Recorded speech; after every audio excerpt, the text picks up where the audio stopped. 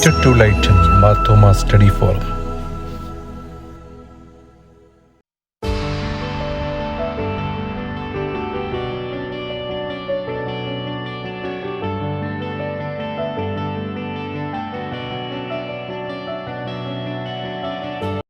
Good evening all.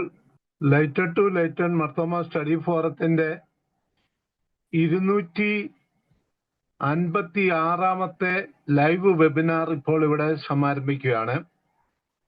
ഏവർക്കും സ്വാഗതം. നമ്മൾ നമ്മുടെ വെബിനാർ സമാരംഭിക്കുന്നത് ഗാനം ആലപിച്ചുകൊണ്ടാണല്ലോ. ഇന്നത്തെ ഈ വെബിനാറിന്റെ പ്രാരംഭ ഗാനം ആലപിക്കുവാനായിട്ട് നമ്മൾ ക്ഷണിച്ചിരിക്കുന്നത് ബഹുമാനപ്പെട്ട ഷാജി ബറോഡയാണ്. ഷാജി ബറോഡ ഇതിനു മുമ്പേ നമ്മുടെ ഈ വെബിനാറിൽ ഗാനം ആലപിച്ചിട്ടുണ്ട്. അദ്ദേഹം ഒരു മ്യൂസിക് ഡയറക്ടറോടാണ്. അനേക ഗാനങ്ങൾ ട്യൂൺ ചെയ്തിട്ടുണ്ട്, ഗാനങ്ങൾ രചിച്ചിട്ടുണ്ട്. അദ്ദേഹത്തിന്റെ ട്യൂൺ ചെയ്ത 3 ഗാനങ്ങൾ മാരാവൺ കൺവെൻഷനിൽ വന്നിട്ടുണ്ട്. രചനയും സംഗീതവും നിർവഹിച്ച ഒരു പാട്ട് മാരാവൺ കൺവെൻഷനിലുണ്ട്. ബറോഡയിലാണ് താമസം. ഞങ്ങൾ തമ്മിൽ വളരെയധികം സുഹൃത്തുക്കളായിട്ട് ഒരു കാലത്ത് ഞങ്ങൾ ബാച്ചിലേഴ്സായിട്ട് ഒരുമിച്ച് താമസിച്ചവരാണ്. ഞാൻ എഴുതിയ അനവധി ഗാനങ്ങൾ അദ്ദേഹം ട്യൂൺ ചെയ്തിട്ടുണ്ട്. അദ്ദേഹത്തിന് ഇന്ന് ഗാനം ആലപിക്കുവാനായിട്ട് നമുക്ക് ലഭിച്ചു. അദ്ദേഹത്തിന് ഇപ്പോൾ പാട്ട് പാടുവാനായിട്ട് സ്വാഗതം ചെയ്തുകൊള്ളുന്നു. ഇന്ന് ഞാൻ പാടാൻ ഉദ്ദേശിക്കുന്ന മാരാമൺ കൺവെൻഷൻ പഴയൊരു ഗാനമാണ്. നിന്നെ പിരിഞ്ഞൊന്നും ചെയ്യുവാൻ കഴിയില്ല എന്നുള്ള പാട്ടാണ് ഞാൻ പാടാൻ ഉദ്ദേശിക്കുന്നത്. നിന്നെ പിരിഞ്ഞൊന്നും ചെയ്യുവാൻ കഴിയില്ല നിസ്തുലനാമേശുവേ. നിന്നെ മറന്നൊന്നും ചെയ്യുവാൻ കഴിയില്ല നിർമ്മലനാ യേശുവേ. ഓരോ ദിവസവും നിൻ കൃപയിൽ, ഓരോ നിമിഷവും നിൻ നിറവിൽ സ്നേഹം പകരുവാൻ, ഗാനങ്ങൾ പാടുവാൻ, നിൻ വേല തികച്ചിടുവാൻ. സ്നേഹം പകരുവാൻ, ഗാനങ്ങൾ പാടുവാൻ, നിൻ വേല തികച്ചിടുവാൻ. കൃപയിന്നുറവേ ചൊരിയൂ, അറിവിൻ വരങ്ങൾ ചൊരിയൂ. കൃപയിൻ ഉറവേ ചൊരിയൂ, അറിവിൻ വരങ്ങൾ ചൊരിയൂ. നിൻ സാന്നിധ്യം സദാ നേരത്തിലും സാത്താനെ സമ്പൂർണമായി ജയിക്കാൻ. നിൻ സാന്നിധ്യം സദാ നേരത്തിലും സാത്താനെ സമ്പൂർണമായി ജയിക്കാൻ. പാപം വെറുക്കുവാൻ, മോഹം വെടിയുവാൻ, ത്യാഗം സഹിച്ചിടുവാൻ. പാപം വെറുക്കുവാൻ, മോഹം വെടിയുവാൻ, ത്യാഗം സഹിച്ചിടുവാൻ. കൃപയിൻ ഉറവേ ചൊരിയൂ, അറിവിൻ വരങ്ങൾ ചൊരിയൂ. നിന്നെ പിരിഞ്ഞൊന്നും ചെയ്യുവാൻ കഴിയില്ല നിസ്തുലനാ യേശുവേ. നിന്നെ മറന്നൊന്നും ചെയ്യുവാൻ കഴിയില്ല നിർമ്മലനാമേശുവേ. Thank you very much. വളരെ അർത്ഥപൂർണമായ ഗാനം മനോഹരമായിട്ട് ആലപിച്ചു. വളരെയധികം നന്ദിയുണ്ട്. നമ്മൾ ഇന്ന് പ്രാർത്ഥനയ്ക്കായിട്ട്, പ്രാരംഭ പ്രാർത്ഥനയ്ക്കായിട്ട് ക്ഷണിച്ചിരിക്കുന്ന നമ്മുടെ ബഹുമാനപ്പെട്ട സുനിൽ ഡി അച്ഛനെയാണ്. അച്ഛനെ സംബന്ധിച്ച് ഒരു മുഖവരയുടെ ആവശ്യമില്ല. കാരണം ഈ വെബിനാർ ആരംഭിച്ച ആദ്യ കാലഘട്ടം തൊട്ട് നമ്മുടെ സഹയാത്രികനാണ് അച്ഛന്. എല്ലാ കാര്യത്തിലും സജീവമായി പങ്കെടുക്കുന്നു. അച്ഛൻ മർത്തോത്സവയിലെ പട്ടക്കാരനാണ്. അച്ഛന് സോഷ്യൽ മീഡിയയിൽ നല്ലവണ്ണം ഇൻവോൾവ് ചെയ്യുന്ന ഒരു വ്യക്തിയാണ്. നല്ല നിലപാടുകളിൽ ഉറച്ചു നിന്ന് അഭിപ്രായങ്ങൾ തുറന്നു പറയുകയും നമ്മുടെ വെബിനാറുകളിലൊക്കെ സജീവമായി വന്ന അഭിപ്രായം പറയുകയും ചെയ്യുന്ന വ്യക്തിയാണ്. നമ്മൾ ഇതിനു മുമ്പ് നമ്മുടെ പാനൽ ഡിസ്കഷനായിട്ട് നമ്മൾ നടത്തിയ വെബിനാറുകളിലൊക്കെയും പലവട്ടം അച്ഛൻ വന്ന് സംബന്ധിച്ച പാനലിൽ കൂടി അഭിപ്രായം പറഞ്ഞിട്ടുള്ള വ്യക്തിയാണ്. അച്ഛനെ ഇപ്പോൾ പ്രാർത്ഥിക്കുവാനായിട്ട് ക്ഷണിച്ചോളൂ. നമുക്ക് പ്രാർത്ഥിക്കാം. സ്നേഹനദിയായ ദൈവമേ, സ്വർഗീയ പരമപിതാവേ, ഞങ്ങൾക്ക് Light to Lighten Marthoma Study ഫോറത്തിന്റെ 256 ഈ വെബിനാറിൽ സംബന്ധിപ്പാൻ തക്കവണ്ണം അവിടുന്ന് ഞങ്ങളെ സഹായിക്കുന്നതുകൊണ്ട് സ്തോത്രം. കഴിഞ്ഞ 255 വെബിനാറുകളിലും വളരെ വ്യത്യസ്തമായ വിഷയങ്ങൾ കർത്താവ് വ്യത്യസ്തരായ ആളുകളിലൂടെ ഞങ്ങൾക്ക് ശ്രമിപ്പാൻ തക്കവണ്ണം അവിടുന്ന് കൃപ ചെയ്തു. അതൊക്കെ ഞങ്ങളുടെ ആധ്യാത്മിക, സാമൂഹിക, കർത്താവ് ജീവിതത്തിൽ വളരെയധികം മാറ്റങ്ങൾ വരുത്തുന്നതിന് സഹായകരമായ ദർശനങ്ങൾ സ്വീകരിക്കുന്നതിനിടയാക്കിയല്ലോ സ്തോത്രം. ഞങ്ങൾ ഈ നാളുകൾ പ്രകൃതിയെക്കുറിച്ചും പ്രകൃതി വിജ്ഞാനത്തിലൂടെ ഒരു പരിസ്ഥിതി സൗഹാർദ്ദ ജീവിതം നയിക്കുന്നതിനാവശ്യമായ നിലപാടുകൾ നയിക്കുന്നതിനാവശ്യമായ കർത്താവ് വെളിച്ചം സ്വീകരിക്കുന്നതിന് ഈ ദിവസങ്ങളിലൊക്കെ നടക്കുന്ന വെബിനാറുകളിലൂടെ സഹായിക്കുന്നുണ്ട് സ്തോത്രം. പ്രകൃതി ഒരുക്കുന്ന പൂമരത്തണൽ എന്ന വിഷയത്തെ ആസ്പദമാക്കി ഇന്ന് പഠിക്കുമ്പോൾ ആവശ്യമായ നല്ല ചിന്തകളും നല്ല ആലോചനകളും ഒക്കെ നൽകി കൂടുതൽ കർത്താവെ പ്രകൃതിയെ സ്നേഹിക്കുന്നവരായി പരിസ്ഥിതി സൗഹാർദ്ദ ജീവിതം നയിക്കുന്നവരായി ഞങ്ങളെ തീർക്കണമെന്ന് പ്രാർത്ഥിക്കുന്നു. ഇന്ന് ഞങ്ങളോട് സംസാരിക്കുന്ന സുനിൽ സാറിന് വേണ്ടി ഞങ്ങൾ പ്രാർത്ഥിക്കുന്നു. സാറിന്റെ ശുശ്രൂഷകളെയൊക്കെ അവിടുന്ന് വാഴ്ത്തണമേ. പ്രവർത്തന മേഖലകളിൽ അവിടുന്ന് കൂടെ ഇരിക്കണമേ. ഇന്ന് കർത്താവെ ഈ മീറ്റിങ്ങിൽ സംബന്ധിക്കുന്ന വെബിനാറിൽ ലോകത്തിന്റെ വിവിധ ഭാഗങ്ങളിൽ സംബന്ധിക്കുന്ന എല്ലാവരെയും അവിടുത്തെ ദിവ്യകൃപയാൽ നിറയ്ക്കണമേ. നൽകുന്ന വിൽസൺ സാറിന് വേണ്ടിയും മറ്റ് അഡ്മിൻസിന് വേണ്ടിയൊക്കെ ഞങ്ങൾ പ്രാർത്ഥിക്കുന്നു. എല്ലാവരെയും വാഴ്ത്തണമേ. ഇന്ന് കർത്താവെ വൈവിധ്യമാർന്ന ശുശ്രൂഷകൾക്ക് നൽകുന്ന എല്ലാവരെയും അവിടുന്ന് ഉപയോഗിക്കുകയും ഈ വെബിനാർ ഏറ്റവും അനുഗ്രഹപൂർണ്ണമായി തീരുന്നതിന് സഹായിക്കുകയും ചെയ്യണമേ. അതിയോടൊന്നും അവിടുന്ന് കൂടെയിരിക്കണമേ. എല്ലാ ക്രമീകരണങ്ങളിലും അവിടുന്ന് കൂടെയിരിക്കണമേ. പ്രാർത്ഥന കേട്ടതിനായി സ്തോത്രം. യേശുവിൻ നാമത്തിൽ തന്നെ ആമേൻ. താങ്ക് യു അച്ഛൻ. വളരെ വിഷയാധിഷ്ഠിതമായി അർത്ഥപൂർണമായുള്ള പ്രാർത്ഥനയായിരുന്നു. Thank you very much. ഇന്ന് നമ്മുടെ മോഡറേറ്ററായിട്ട് ക്ഷണിച്ചിരിക്കുന്നത് നമ്മളുടെ തന്നെ അഡ്മിനായ ശ്രീ ബെന്നി തോമസ് പരിമണത്തിനെയാണ്. ഇതിനു മുമ്പേ അദ്ദേഹം നമ്മുടെ മോഡറേറ്ററായിട്ട് പലവട്ടം ഇരുന്നിട്ടുണ്ട്. ഇന്ന് അദ്ദേഹത്തെ വിളിക്കുവാൻ പ്രത്യേകം നിർബന്ധിച്ച് വിളിക്കാൻ ഒരു കാരണമുണ്ട്. ഇന്ന് ഈ വിഷയം അവതരിപ്പിക്കുന്ന ശ്രീ സുനിൽ സുരേന്ദ്രൻ സാറ് ബെന്നി തോമസ് പരിമണൻ സാറിന്റെ ക്ലാസ്മേറ്റ് ആയിട്ട് ഒരേ സ്കൂളിൽ പഠിച്ചവരാണ്. അവരെ ബാല്യകാല സുഹൃത്തുക്കളാണ്. അങ്ങനെ എല്ലാ അർത്ഥത്തിലും അവർ തമ്മിൽ വളരെ വളരെ ശക്തമായ ബന്ധമുള്ളത് കൊണ്ട് ആണ് പ്രത്യേകിച്ച് സുനിൽ സാറിനെ ഇന്ന് ഈ വേദിയിലേക്ക് ക്ഷണിച്ച് കൊണ്ടുവന്നതും ബെന്നി സാറാണ്. അതുകൊണ്ട് തന്നെ ബെന്നി സാർ ഇന്ന് മോഡറേറ്റർ ആകണമെന്ന് ഞാൻ നിർബന്ധമായിട്ട് പറഞ്ഞ് അദ്ദേഹം അതിനെ സമ്മതിച്ചതാണ്. പ്രത്യേകിച്ച് അദ്ദേഹത്തെ പറ്റി പറയുമ്പോൾ Light to Lighten Marthoma Study ഫോറത്തിന്റെ അഡ്മിനായിട്ട് എല്ലാ വെബിനാറിന്റെയും ഹോസ്റ്റായിട്ടും ഒക്കെ വളരെ സജീവമായിട്ട് പ്രവർത്തിക്കുന്ന ആളാണ്. അദ്ദേഹം USA നോർത്ത് കരോളീനയിലാണ് താമസിക്കുന്നത്.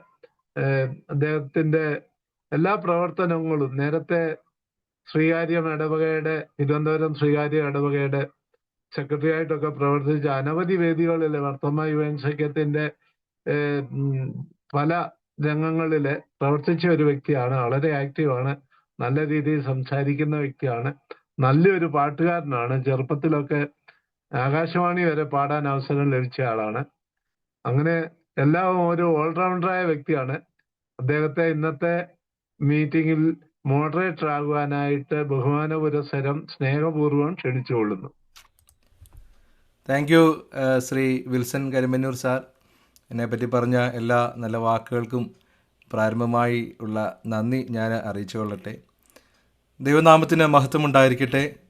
ബഹുമാനപ്പെട്ട വൈദികരെ, ഇന്നത്തെ നമ്മുടെ ഈ മീറ്റിങ്ങിൽ മുഖ്യ പ്രഭാഷണം നിർവഹിക്കുന്ന ശ്രീ സുനിൽ സുരേന്ദ്രൻ, ലോകത്തിൻ്റെ വിവിധ ഭാഗങ്ങളിൽ നിന്ന് ഇന്നത്തെ ഈ വെബിനാറിൽ പങ്കെടുക്കുന്ന പ്രിയപ്പെട്ടവരെ, നിങ്ങളെ എല്ലാവരെയും വളരെ സന്തോഷത്തോടു കൂടി ഹാർദമായി പ്രാരംഭമായി സ്വാഗതം ചെയ്തു കൊള്ളട്ടെ. Light to lighten Marthoma study ഫോറത്തിൻ്റെ 256 വെബിനാറിൽ പ്രകൃതി ഒരുക്കിയ പൂമരത്തണൽ എന്ന വിഷയവുമായി പ്രകൃതി സംരക്ഷണത്തെക്കുറിച്ച് ഒരിക്കൽ കൂടി നാം ഇന്ന് കേൾക്കുവാനായിട്ട് പോവുകയാണല്ലോ. പ്രത്യേകിച്ച് ഈ ജൂൺ മാസം 5-ാം തീയതി ലോക പരിസ്ഥിതി ദിനമായൊക്കെ നാം ആചരിച്ചു. അപ്പോൾ വീണ്ടും ഇപ്രകാരം ഒരു വിഷയത്തെപ്പറ്റി കേൾക്കുന്നത് നമുക്ക് ഒത്തിരിയധികം നല്ലതായിരിക്കും എന്ന് ഞാൻ വിശ്വസിക്കുകയാണ്. ശ്രീ സുനിൽ സുരേന്ദ്രൻ എന്ന സാധാരണക്കാരനായ ഒരു മനുഷ്യൻ കഴിഞ്ഞ കുറേ വർഷങ്ങളായി കേരളത്തിൻ്റെ ഒരറ്റം മുതൽ മറ്റേ അറ്റം വരെ യാത്ര ചെയ്ത് കേരളത്തിന് പുറത്ത് തമിഴ്നാടിൻ്റെ തെക്കൻ ജില്ലയായ കന്യാകുമാരി വരെ ഉൾപ്പെടുന്ന പ്രദേശങ്ങളിൽ ഏതാണ്ട് 100,000-ലേറെ പരം വൃക്ഷത്തൈകൾ തൻ്റെ സമയത്തിൻ്റെയും അതുപോലെ തന്നെ തൻ്റെ വരുമാനത്തിൻ്റെയും നല്ലൊരു ഭാഗം ചെലവഴിച്ച് എവിടെയും തൻ്റെ സഹധർമ്മിണിയുമായി സാധിക്കുമെങ്കിൽ തൻ്റെ മക്കളുമായി ഒക്കെയും വൃക്ഷ വ്യാപനത്തിൽ ഏർപ്പെടുകയും മറ്റ് പരിസ്ഥിതി സംരക്ഷണ പ്രവർത്തനത്തിലൂടെ മാതൃകാപരമായ ഒരു ജീവിതം, ഒരു തോട്ടം തൊഴിലാളിക്കായി തരപ്പെട്ടിരിക്കുന്ന ഒരു സ്ഥലത്ത് താമസിക്കുമ്പോൾ അപ്രകാരം മറ്റുള്ളവർക്ക് മാതൃക കാണിക്കുന്ന ഒരു ജീവിതമായി മുൻപോട്ട് പോകുമ്പോൾ ഇന്നേ വരെ യാതൊരുവിധ പരിസ്ഥിതി പ്രവർത്തനത്തിൽ ഏർപ്പെടാത്ത, അല്ലെങ്കിൽ അതിൻ്റെ പേരിൽ ഒരു മരം പോലും വെക്കാത്ത ഞാൻ ഈ വെബിനാറിൽ മോഡറേറ്റർ ആയിരിക്കുന്നത് എനിക്ക് അല്പം ജാള്യതയുണ്ട് എന്ന് പ്രാരംഭമായിട്ട് ഞാൻ പറഞ്ഞുകൊള്ളട്ടെ. എന്നാൽ ഇവിടെ ആയിരിക്കുന്ന ഭൂരിഭാഗം എല്ലാവരെയും പോലെ തന്നെയും ഒരു പരിസ്ഥിതി സ്നേഹിതനും അതുപോലെ തന്നെ പരിസ്ഥിതി സംരക്ഷണ വിഷയങ്ങൾ കേൾക്കുവാനും താല്പര്യമുള്ള ഒരു വ്യക്തിയാണ് ഞാൻ. ഈ മീറ്റിങ്ങിൽ മോഡറേറ്റർ ആയിരിക്കാനുള്ള ഒരു യോഗ്യതയായി ഞാൻ കാണുന്നത് ശ്രീ വിൽസൺ കരിമ്പന്നൂർ സാർ പറഞ്ഞതുപോലെ ശ്രീ സുനിൽ സുരേന്ദ്രനും അതുപോലെ തന്നെ ഞാനും തമ്മിലുള്ള അഗാധമായ സൗഹൃദ ബന്ധത്തിലുപരിയായിട്ടുള്ള ഒരു ആത്മബന്ധമാണ് എന്ന് എനിക്ക് പറയുവാനായിട്ട് സാധിക്കും. ശ്രീ സുനിൽ സുരേന്ദ്രൻ്റെ മാതാവിൻ്റെ ഭവനം ഞങ്ങളുടെ ദേശത്ത് ആയതുകൊണ്ട് സുനിൽ സുരേന്ദ്രൻ്റെ ബാല്യം, കൗമാരം, യൗവനം ഒക്കെയും ചെലവഴിച്ചത് ഞങ്ങളുടെ ദേശത്തായിരുന്നതുകൊണ്ടും ഏതാണ്ട് 1-ാം ക്ലാസ് മുതൽ 10-ാം ക്ലാസ് വരെ ഒരേ സ്കൂളിൽ പഠിക്കുകയും അതുപോലെ തന്നെ ഒരേ ക്ലാസ്സിൽ ഇരുന്ന് പഠിക്കുകയും ചെയ്തിട്ടുള്ള സൗഹൃദം ഉള്ളതുകൊണ്ടാണ് ഇന്ന് ശ്രീ വിൽസൺ കരിമ്പന്നൂർ സാറിൻ്റെ നിർബന്ധത്തിന് വഴങ്ങി ഞാൻ ഈ മീറ്റിങ്ങിൽ മോഡറേറ്റർ ആയിട്ടിരിക്കാം എന്ന് സമ്മതിച്ചത്. ശ്രീ സുനിൽ സുരേന്ദ്രൻ്റെ പരിസ്ഥിതി പ്രവർത്തനത്തെ പറ്റിയും അതുപോലെ തന്നെ ലഭിച്ച അംഗീകാരത്തെ പറ്റിയും ശ്രീ വിൽസൺ കരിമ്പന്നൂർ സാറ് വളരെ മനോഹരമായി എഴുതിയിരിക്കുന്നത് ഒരുപക്ഷെ നിങ്ങൾ വായിച്ചിട്ടുണ്ടാകും. വായിക്കാത്തവർ ദയവ് ചെയ്ത് അതൊന്ന് കണ്ണോടിച്ചു പോകുന്നത് നല്ലതായിരിക്കും എന്ന് ഞാൻ പറഞ്ഞുകൊള്ളട്ടെ. അതെല്ലാം പറയുകയാണെങ്കിൽ പക്ഷേ ഈ ഒരു വെബിനാറിൻ്റെ സമയം തന്നെ ശ്രീ സുനിൽ സുരേന്ദ്രനെ പറ്റി പറയുവാനായിട്ട് ഉണ്ട്. എന്നാൽ അതിൽ പറയാത്ത ചില കാര്യങ്ങൾ എൻ്റെ വ്യക്തിപരമായ ഒരു അനുഭവത്തിൻ്റെ വെളിച്ചത്തിൽ ശ്രീ സുനിൽ സുരേന്ദ്രനെ പറ്റിയിട്ടുള്ള അറിവുകൾ പങ്കുവെച്ചുകൊണ്ട് അദ്ദേഹത്തെ ഈ വെബിനാറിലേക്ക് ക്ഷണിക്കാം എന്ന് ഞാൻ ആഗ്രഹിക്കുകയാണ്. ഒന്നാമതായിട്ട് ശ്രീ സുനിൽ സുരേന്ദ്രനെ പറ്റി പറയുകയാണെങ്കിൽ ഒരു ലളിതമായ ഒരു ജീവിത ശൈലിയുടെ ഉടമയാണ് ശ്രീ സുനിൽ സുരേന്ദ്രൻ. വളരെ ലാളിത്യത്തോടുകൂടി, നിങ്ങൾക്കെല്ലാവർക്കും അറിയാം, തോട്ടം തൊഴിലാളികൾ താമസിക്കുന്ന ഒരു സ്ഥലമെന്ന് പറയുന്നത് അതിന് ഒരു പ്രത്യേക പേര് പറയും. ആ പേരിൽ ഒരു പരിമിതമായ സാഹചര്യത്തിൽ നിന്നുകൊണ്ടാണ് അദ്ദേഹം തൻ്റെ ഈ പ്രവർത്തനങ്ങളുമായി കേരളം മുഴുവനായിട്ട് ഓടി നടക്കുന്നത്. തൻ്റെ ജോലിയുടെ 15 ദിവസം ജോലി ചെയ്ത് 15 ദിവസം ഇപ്രകാരമുള്ള പരിസ്ഥിതി പ്രവർത്തനങ്ങൾക്ക് വേണ്ടി ഓടി നടക്കുന്ന ഒരു വ്യക്തിയാണ്. ഒരിക്കൽ ഞങ്ങളുടെ ഒരു സംസാരത്തിൽ എന്നോട് പറയുകയുണ്ടായി, ഒരു മാസം ഇത്ര കിലോ അരിയും ഇത്ര കിലോ പയറും ഉണ്ടെങ്കിൽ ആ ഒരു മാസം കഴിഞ്ഞു പോകാം എന്ന് വളരെ തമാശ രൂപേണ പറഞ്ഞത് ഞാൻ ഈ സമയത്ത് ഓർക്കുകയാണ്. അപ്രകാരം ഒരു ലളിത ജീവിതത്തിന് ഉടമയാണ് ശ്രീ സുനിൽ സുരേന്ദ്രൻ. അതുപോലെ തന്നെ ആഴമായിട്ടുള്ള സൗഹൃദം സൂക്ഷിക്കുന്ന ഒരു വ്യക്തിയാണ്. പറയുകയാണെങ്കിൽ ചെറുപ്പകാലം മുതൽ തന്നെ ഉള്ള സൗഹൃദങ്ങളെ ഇപ്പോഴും സൂക്ഷിക്കുകയും അവരെയൊക്കെയും വിളിക്കുകയും ക്ഷേമം അന്വേഷിക്കുകയൊക്കെ ചെയ്യുന്ന ഒരു വ്യക്തിത്വം. അപ്രകാരമുള്ള ഒരു സൗഹൃദത്തിന് ഉടമ എന്ന് പറയുന്നത് ഇന്ന് കേരളത്തിലെ അങ്ങോളം ഇങ്ങോളമുള്ള ചെറിയ മനുഷ്യർ മുതൽ രാഷ്ട്രീയ, സാമൂഹിക, സാംസ്കാരിക, സിനിമാ രംഗങ്ങളിലുള്ള വലിയ മനുഷ്യർ വരെയുള്ള സൗഹൃദത്തിന് ഉടമയായി ആ സൗഹൃദമൊക്കെയും കാത്തുസൂക്ഷിക്കുന്ന ഒരു വ്യക്തിയാണ് ശ്രീ സുനിൽ സുരേന്ദ്രൻ. മൂന്നാമതായിട്ട് അദ്ദേഹത്തെ പറ്റി പറയുകയാണെങ്കിൽ സഹജീവികളോട് ഇത്രമാത്രം സ്നേഹമുള്ളൊരു വ്യക്തിയെ നമുക്ക് മറ്റു പലരും കാണാനായിട്ട് സാധിക്കുകയില്ല. ആരോടും തന്നെ വിദ്വേഷമില്ലാത്ത ഒരു പ്രകൃതം, അതുപോലെ തന്നെ മറ്റുള്ളവരെ സഹായിക്കാൻ എപ്പോഴും മുൻപന്തിയിൽ നിൽക്കുന്ന ഒരു വ്യക്തിത്വം. 2018 പ്രളയകാലമൊക്കെ നമുക്ക് ഓർമ്മ കാണും. ആ പ്രളയകാലത്തൊക്കെ മറ്റുള്ളവരെ സഹായിക്കാനായിട്ട് മുൻകൂട്ടി ഇറങ്ങിയ സമയങ്ങളൊക്കെ ഞാനിപ്പോൾ ഓർക്കുകയാണ്. ആവശ്യമുള്ള സ്ഥലങ്ങളിലെല്ലാം ചെന്ന് ആ പ്രളയത്തിൽ വീടുകൾ നഷ്ടപ്പെട്ടവരെ സഹായിക്കുകയും അവർക്ക് വേണ്ടുന്ന എല്ലാവിധമായിട്ടുള്ള സൗകര്യങ്ങളൊക്കെ, അത് പോയതൊക്കെയും കുടുംബമായിട്ടാണ് പോയത്. പ്രിയ പത്നിയും അതുപോലെ തന്നെ കുഞ്ഞുങ്ങളുമായിട്ടൊക്കെ പോയി അവിടെ സഹായം കൊടുത്തതൊക്കെ എൻ്റെ ഓർമ്മയിൽ ഇപ്പോൾ ഓർക്കുകയാണ്. ഈ മുണ്ടക്കയത്ത് താമസിക്കുന്ന ഒരു വ്യക്തിക്ക് കവളപ്പാറയിൽ എന്താണ് കാര്യമെന്ന് ചോദിച്ചു കഴിഞ്ഞാൽ, കവളപ്പാറയിലെ ഉരുൾപൊട്ടൽ നമുക്കെല്ലാവർക്കും അറിയാമായിരിക്കും. അവിടെയും പോയി ആ സ്ഥലത്ത് വേണ്ടുന്ന സഹായങ്ങൾ ചെയ്തു കൊടുത്ത ഒരു വ്യക്തിയെ നമുക്ക് സുനിൽ സുരേന്ദ്രനിൽ കാണുവാനായിട്ട് സാധിക്കും. അതുപോലെ തന്നെ സുനിൽ സുരേന്ദ്രനെ പറ്റി പറയുകയാണെങ്കിൽ എനിക്ക് ഒത്തിരിയധികം അഭിമാനം തോന്നുന്ന രണ്ട് കാര്യങ്ങളുണ്ട്. ഒന്ന്, ഞങ്ങളുടെ UP സ്കൂളിൽ പഠിച്ച അധ്യാപകരെ, അതുപോലെ തന്നെ ഹൈസ്കൂളിൽ പഠിച്ച അധ്യാപകരെയൊക്കെ, അവരൊക്കെയും ഇപ്പോൾ പ്രായമായി ശാരീരികമായ അവശതകളായിട്ടുള്ള ഭവനങ്ങളിലൊക്കെ വിശ്രമിക്കുകയായിരിക്കും. എന്നാൽ ഈ അധ്യാപകരെ എല്ലാം കണ്ടെത്തി അവരുടെ ഭവനങ്ങളിൽ പോയി അവരുമായിട്ട് സംസാരിക്കുകയും സമയം ചെലവഴിക്കുകയും അവരുടെ വിശേഷങ്ങൾ അറിയുകയും ഒക്കെയും ചെയ്യുന്ന ഒരു വ്യക്തിയെ നമുക്ക് സുനിൽ സുരേന്ദ്രനിലൂടെ കാണുവാനായിട്ട് സാധിക്കും. സുനിൽ സുരേന്ദ്രനിലൂടെയാണ് ഞങ്ങളെ പഠിപ്പിച്ച അധ്യാപകരുടെയൊക്കെ ഇപ്പോഴത്തെ അവസ്ഥ ഞങ്ങളൊക്കെ മനസ്സിലാക്കുന്നത്. പലപ്പോഴും അവരെ ഒക്കെ സന്ദർശിക്കാൻ കാണിക്കുന്ന നല്ല മനസ്സിനെ ഓർത്ത് ഞാൻ എപ്പോഴും സന്തോഷിക്കാറുണ്ട്. രണ്ടാമതൊരു കാര്യം, ഞാൻ പഠിച്ച ഹൈസ്കൂള് കഴിഞ്ഞ മാസങ്ങൾക്ക് മുൻപ് അത് 100 വർഷം ആഘോഷിക്കുകയുണ്ടായി. നമ്മൾക്കെല്ലാവർക്കും അറിയാം, 100 വർഷം ആഘോഷിക്കുക എന്ന് പറഞ്ഞാൽ ആ സ്കൂളിൻ്റെ പാരമ്പര്യം അറിയാം. എത്രയോ പ്രഗത്ഭരായിട്ടുള്ള വ്യക്തികൾ പഠിച്ച ഒരു സ്കൂളാണ്. എന്നാൽ അതിൽ ഒത്തിരി പ്രഗത്ഭരെ ഇപ്പോൾ ലോകത്തിൻ്റെ വിവിധ ഭാഗങ്ങളിൽ ജീവിച്ചിരിക്കുന്നവരായിട്ടുണ്ട്. എന്നാൽ ഈ സ്കൂള് 100 വർഷം ആഘോഷിച്ചപ്പോൾ ആദരിക്കുവാനായിട്ട് വിളിച്ച വിരലിലെണ്ണാവുന്ന ഒരു വ്യക്തി എന്ന് പറയുന്നത് ഈ സുനിൽ സുരേന്ദ്രനായിരുന്നു. അങ്ങനെ സ്കൂളിൻ്റെ ഒരു ആദരം ഏറ്റുവാങ്ങിയത് എന്നെയൊക്കെ സംബന്ധിച്ച് എൻ്റെ ഒരു കൂട്ടുകാരൻ ആ ആദരവ് ഏറ്റുവാങ്ങിക്കുന്നത് എനിക്ക് ഒത്തിരിയധികം സന്തോഷം നൽകിയ ഒരു സംഭവമായിരുന്നു. അതുപോലെ തന്നെ മറ്റുള്ളവരുടെ നേട്ടങ്ങളിൽ ആദരിക്കുന്ന ഒരു വ്യക്തിയെ ഞാൻ ഇതുപോലെ കണ്ടില്ല. അദ്ദേഹം താമസിക്കുന്ന വീടിൻ്റെ ചുറ്റുപാടിൽ അല്ലെങ്കിൽ അദ്ദേഹത്തിൻ്റെ പരിചയത്തിലുള്ള ആരെങ്കിലും ഏതെങ്കിലും രീതിയിലുള്ളൊരു നേട്ടം കൈവരിച്ചാൽ, ഒരു പരീക്ഷയ്ക്ക് ഉന്നത വിജയം നേടിയാൽ, അല്ലെങ്കിൽ സാമൂഹിക രംഗത്ത് സാംസ്കാരിക രംഗത്തൊക്കെ നേട്ടം കൈവരിച്ചാൽ അവിടെയൊക്കെയും പോയി അവരെ ആദരിക്കുകയും അവർക്കൊരു പൊന്നാടയിടുകയും അവർക്കൊരു വൃക്ഷത്തൈ നൽകുകയും ഒക്കെ ചെയ്യുന്ന ഒരു പരമായിട്ടുള്ള പ്രവർത്തനം ഞാൻ സുനിൽ സുരേന്ദ്രനിൽ കണ്ടിട്ടുണ്ട്. അതുപോലെ തന്നെ എന്നെ ഉൾപ്പെടെ നിങ്ങളെ ഉൾപ്പെടെ ആരെയാണെങ്കിലും കണ്ടാൽ അദ്ദേഹം അഭിസംബോധന ചെയ്യുന്നത് നമ്മളെല്ലാവരും ഒരു ഈശ്വരീയ ജന്മം എന്നുള്ള രീതിയിലാണ് അഭിസംബോധന ചെയ്യുന്നത്. ഒരു സൗഹൃദത്തെ അല്ലെങ്കിൽ ഒരു കൂട്ടായ്മയൊക്കെ എപ്പോഴും അഭിസംബോധന ചെയ്യുമ്പോൾ പ്രിയപ്പെട്ട ഈശ്വരീയ ജന്മങ്ങളെ എന്ന് തുടങ്ങിയിട്ടാണ് അഭിസംബോധന ചെയ്യുന്നത് ഞാൻ കാണുന്നത്. അങ്ങനെ പറയുകയാണെങ്കിൽ ഒത്തിരി കാര്യങ്ങൾ പറയാനുണ്ടാകും. എന്തായാലും സുനിൽ സുരേന്ദ്രൻ്റെ സമയം ഞാൻ എടുക്കുന്നില്ല. ഞാൻ ഈ പറഞ്ഞ കാര്യങ്ങളിൽ നിന്നൊക്കെയും വിഭിന്നമായിട്ടാണ് ശ്രീ വിൽസൺ കരിമനൂർ സാർ അദ്ദേഹത്തിൻ്റെ പ്രവർത്തനങ്ങളെ പറ്റിയിട്ടൊക്കെയും എഴുതിയിരിക്കുന്നത്. അതുകൊണ്ടാണ് ഞാൻ പ്രാരംഭമായിട്ട് പറഞ്ഞത് സമയമുണ്ടെങ്കിൽ അതോടൊന്ന് വായിച്ചു നോക്കുന്നത് നല്ലതായിരിക്കും. ഇന്ന് എന്തായാലും പൂമരത്തണലിൻ്റെയും അതുപോലെ തന്നെ മറ്റ് പ്രവർത്തനങ്ങളൊക്കെയും ശ്രീ സുനിൽ സുരേന്ദ്രൻ നമുക്ക് പരിചയപ്പെടുത്തും എന്ന് ഞാൻ വിശ്വസിക്കുകയാണ്. അദ്ദേഹത്തെ പറ്റി പറയുകയാണെങ്കിൽ മുണ്ടക്കയത്ത് TR&T എസ്റ്റേറ്റിലെ ഒരു തൊഴിലാളിയാണ്.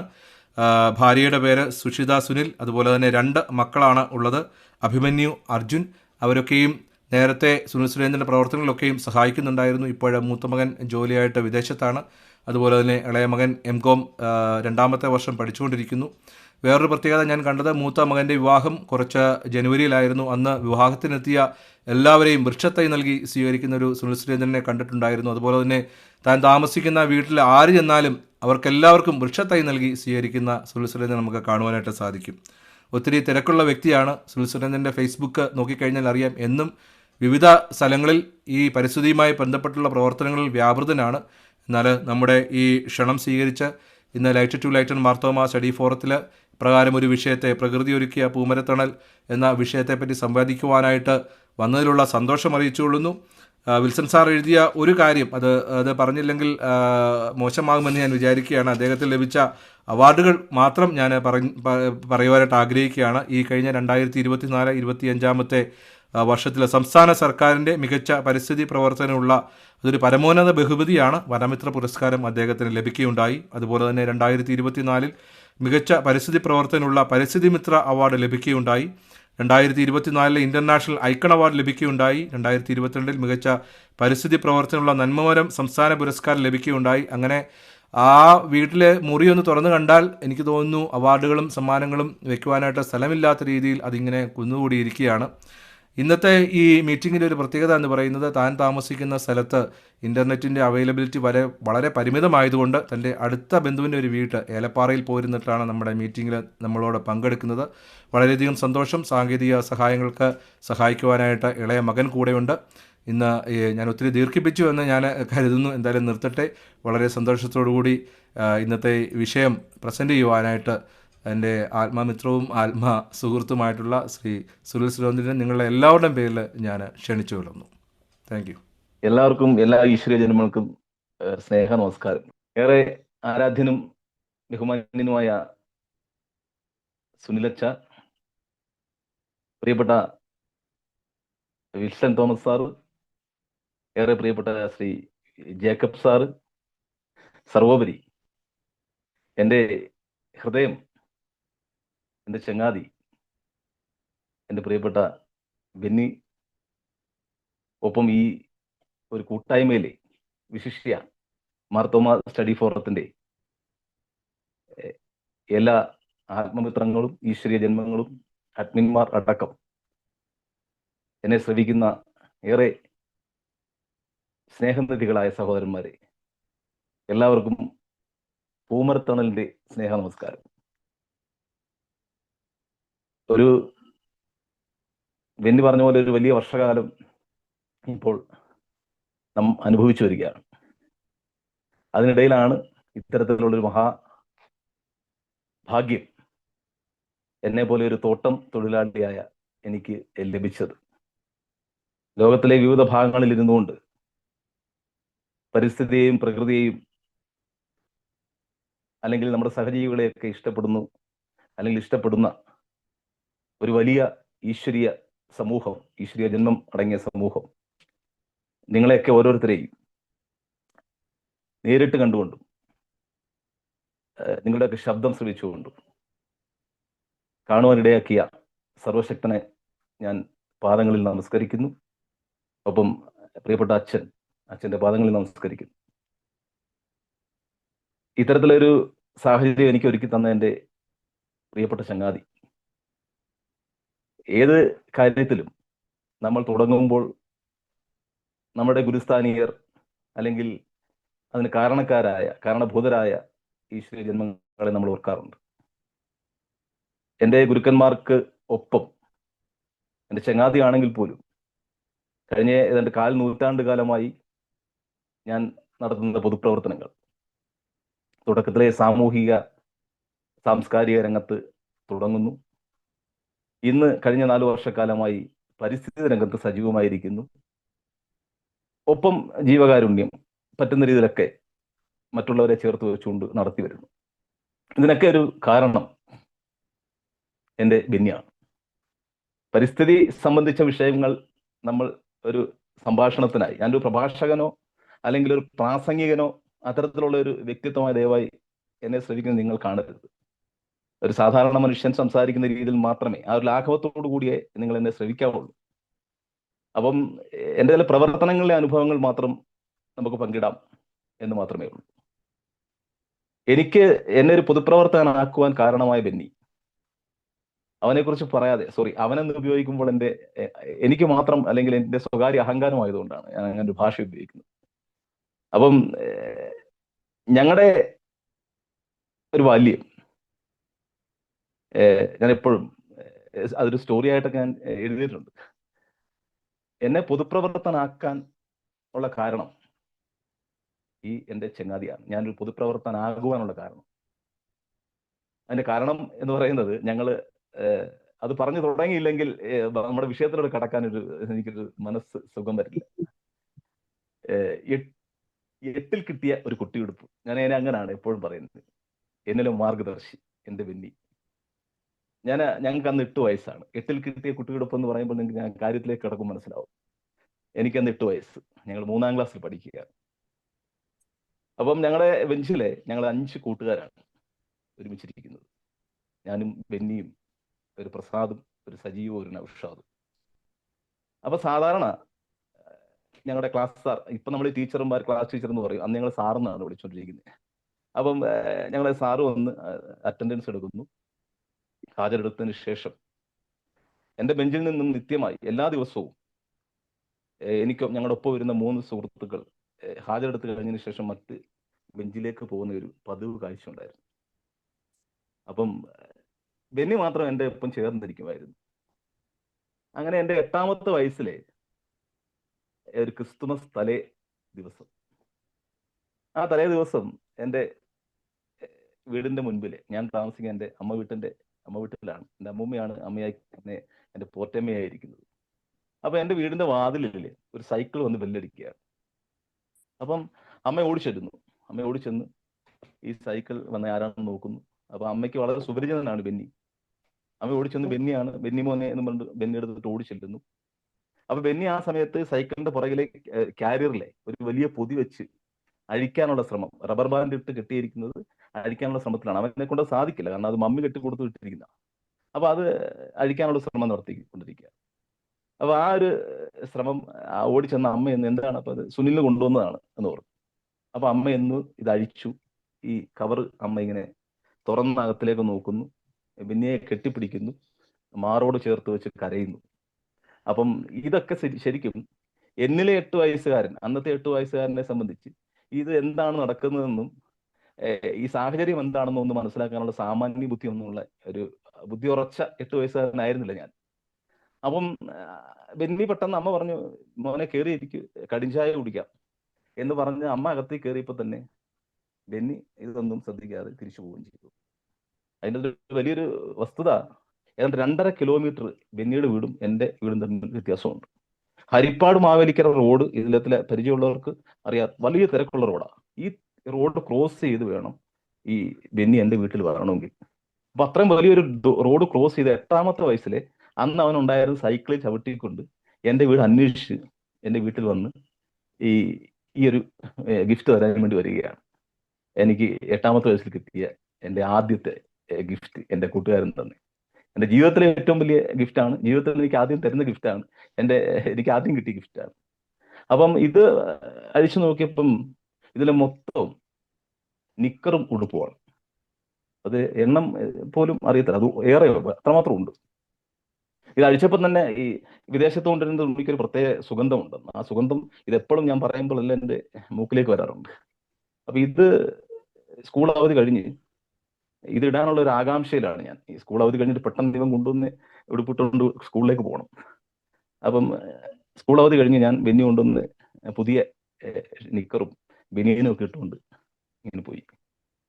അപ്പം പതിവ് പോലെ എൻ്റെ ബെഞ്ചിലിരുന്ന് എൻ്റെ സുഹൃത്തുക്കൾ ഹാജർ വെച്ചതിന് ശേഷം മറ്റിടത്തിലേക്ക് മാറിയിരുന്നില്ല. അപ്പം എനിക്ക് സത്യത്തിൽ അന്നൊന്നും ഇതിൻ്റെ എന്താണെന്നുള്ളത് മനസ്സിലായില്ലായിരുന്നു. അപ്പം ഇത് ശരിക്കും സംഭവിച്ചത്, എനിക്ക് ഒരു ഉടുപ്പും ഒരു നിക്കറും മാത്രം അന്നുള്ളു. അതൊരു വെള്ള ഷർട്ടും കാക്കി നിക്കറുമാണ്. ഇത് ഞാൻ സ്കൂളിൽ വരുമ്പം വൈകിട്ട് തിരിച്ച് ചെല്ലുന്നു. അവിടെ നിന്ന് ഓടി അമ്മ ആദ്യം ചെയ്യുന്ന പണി ഇത് കഴിച്ചെടുക്കുക, ഇത് കഴുകുക, ഈ പുളി ഉണക്കുന്ന പരണെന്ന് പറയുന്ന സാധനമുണ്ട്, അതിൻ്റെ അടിയിലെത്തി കയറ്റിയിടുക, ഇതിനെ ഉണക്കുക. പക്ഷെ ഇതിന്റെ ഒരു സംഭവം എന്ന് പറഞ്ഞാൽ ഇതൊരു പകുതി ഉണക്കാകുമ്പോഴേ അടുത്ത ദിവസം ആകത്തില്ലേ, നേരം വെളുക്കും, ഇത് തന്നെ ഇട്ടുകൊണ്ട് പോകും. പക്ഷെ ഇതിനൊരു ദുർഗന്ധം ഉണ്ടായിരുന്നു. ഇത് ശരിക്കും ഞാൻ നിത്യേന, ഞാനൊരു ഈശ്വര വിശ്വാസിയാണ് കുട്ടിക്കാലം പോലെ.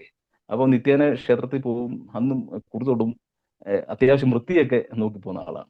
പക്ഷെ അത് കൃത്യമായിട്ട് എൻ്റെ ബെന്നി എൻ്റെ അടുത്തിരുന്ന് എൻ്റെ കൂട്ടുകാരൻ മനസ്സിലാക്കി. അവനുള്ള ബുദ്ധി ദൈവം അന്ന് കൊടുത്തിട്ടുണ്ടായിരുന്നു. അപ്പം അത് എന്തുകൊണ്ടാണ് ഇങ്ങനെ സംഭവിച്ചത് എന്ന് ഞാൻ കരുതുന്നു. ഇപ്പോൾ ഞാൻ എൻ്റെ ചിന്ത അതാണ്. അവനൊന്ന് സ്വയം മനസ്സിലാക്കി, എൻ്റെ ശരീരത്തിൽ ഉണ്ടാകുന്ന ദുർഗന്ധം എവിടെ നിന്ന് വരുന്നു, ഇവൻ കുളിക്കുന്നയാളായിരിക്കും, എല്ലാം വൃത്തിയുണ്ട്, പക്ഷെ എന്താണ് ഇങ്ങനെ സംഭവിക്കുന്നത്. അവൻ എൻ്റെ അടുത്തിരുന്ന് എന്നെ മനസ്സിലാക്കി. ഞാൻ ദിവസവും ഇട്ടുകൊണ്ട് വരുന്ന ഒരു നിക്കറും ഒരു ഉടുപ്പുമാണ്. ഇതിൽ നിന്നുണ്ടാകുന്ന ദുർഗന്ധമാണ് ഇതിന് കാരണമെന്ന് മനസ്സിലാക്കിക്കൊണ്ട് മമ്മിയുടെ അടുത്ത് പോയി പറഞ്ഞു.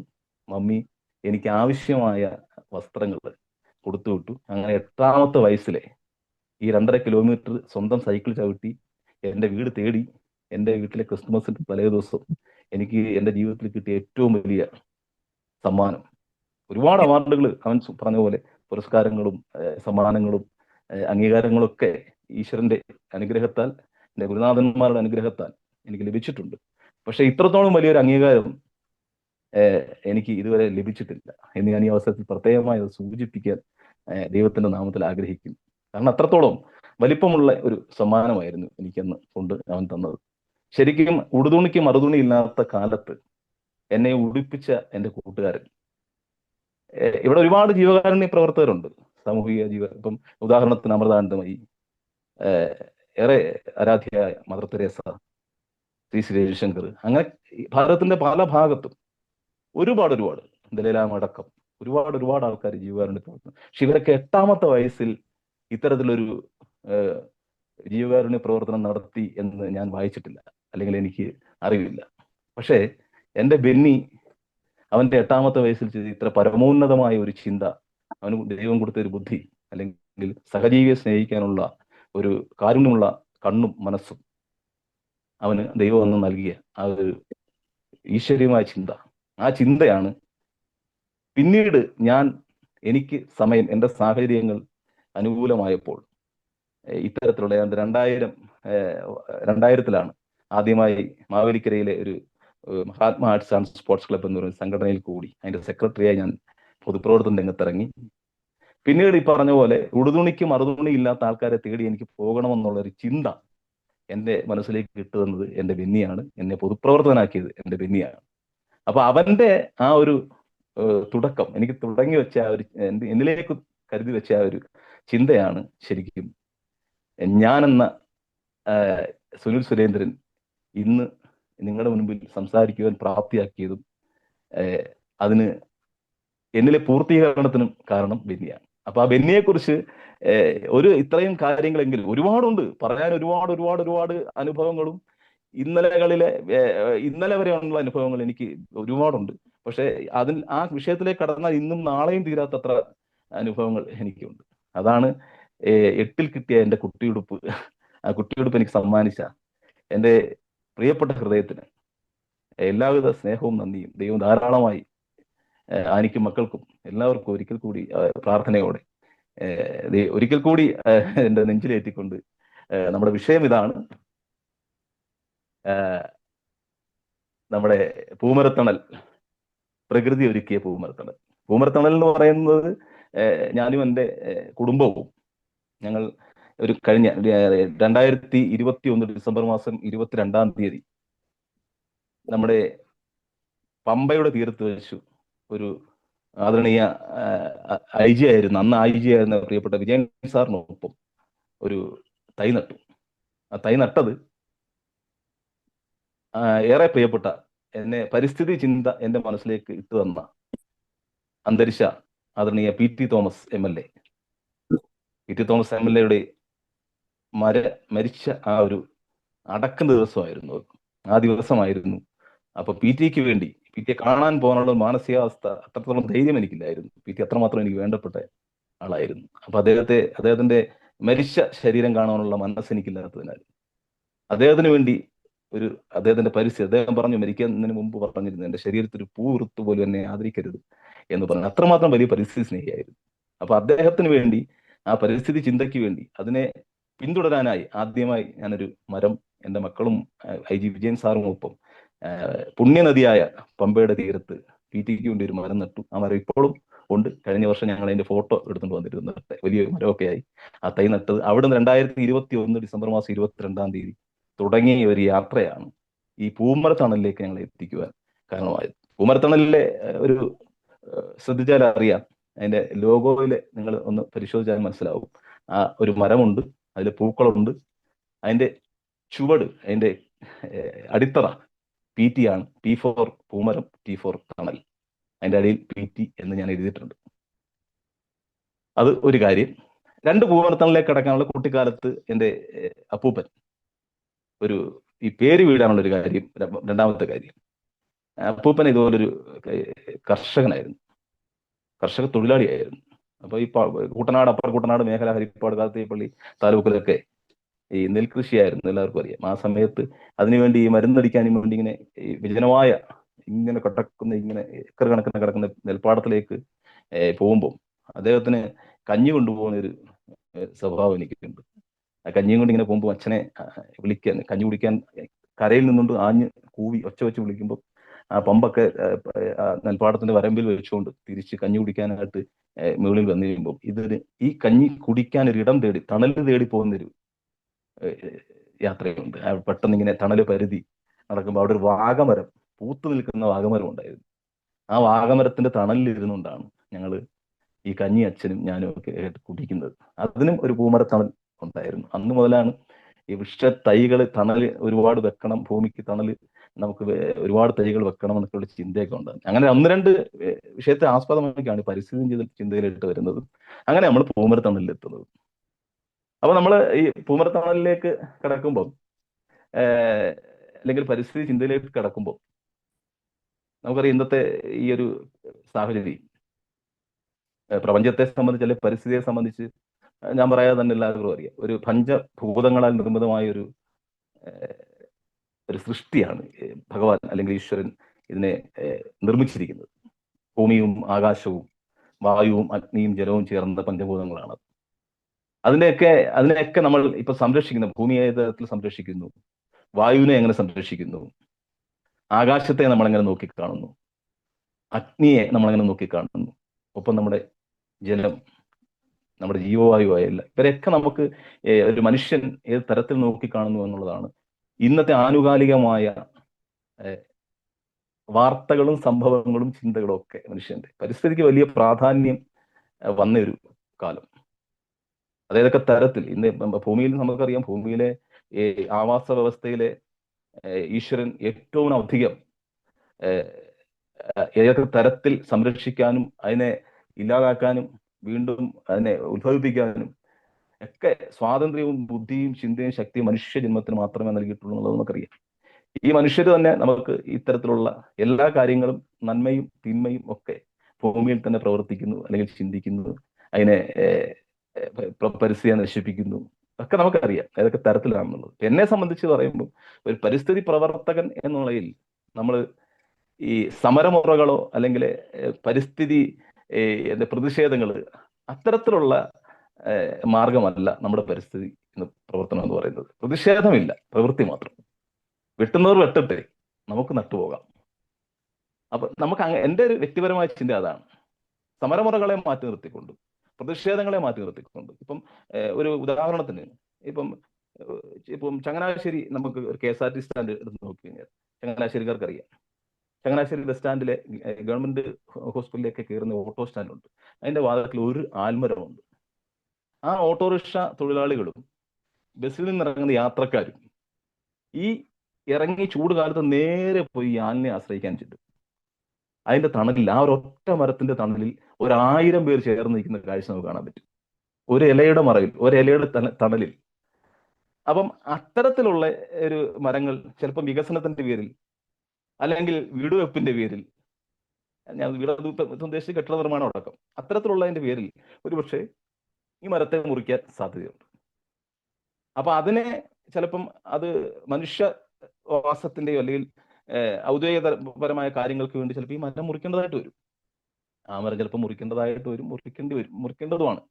പക്ഷെ അതിനെതിരെ നമ്മൾ ഒരു പരിസ്ഥിതി സ്നേഹികൾ സമരം ചെയ്യുന്ന അത്തരത്തിലുള്ള സമരങ്ങളൊക്കെ ഉണ്ട്. അതിന് ആ സമരമുറകളോ അതിനെ മുറിക്കുന്നതിന് പ്രതിഷേധ മാർഗങ്ങളോ അത്തരത്തിലുള്ള മാർഗങ്ങളല്ല എന്ന മാർഗം. ഒപ്പം നമ്മുടെ ഇപ്പം അവിടെ ഒരു മരം നടുക, അത് മുറിച്ചെങ്കിൽ മുറിച്ചു, അതിനങ്ങോട്ട് അതിന് സൗകര്യപ്രദമായിട്ടൊരു 10 തൈ നടുക, മരമല്ല 10 തൈ നടുക.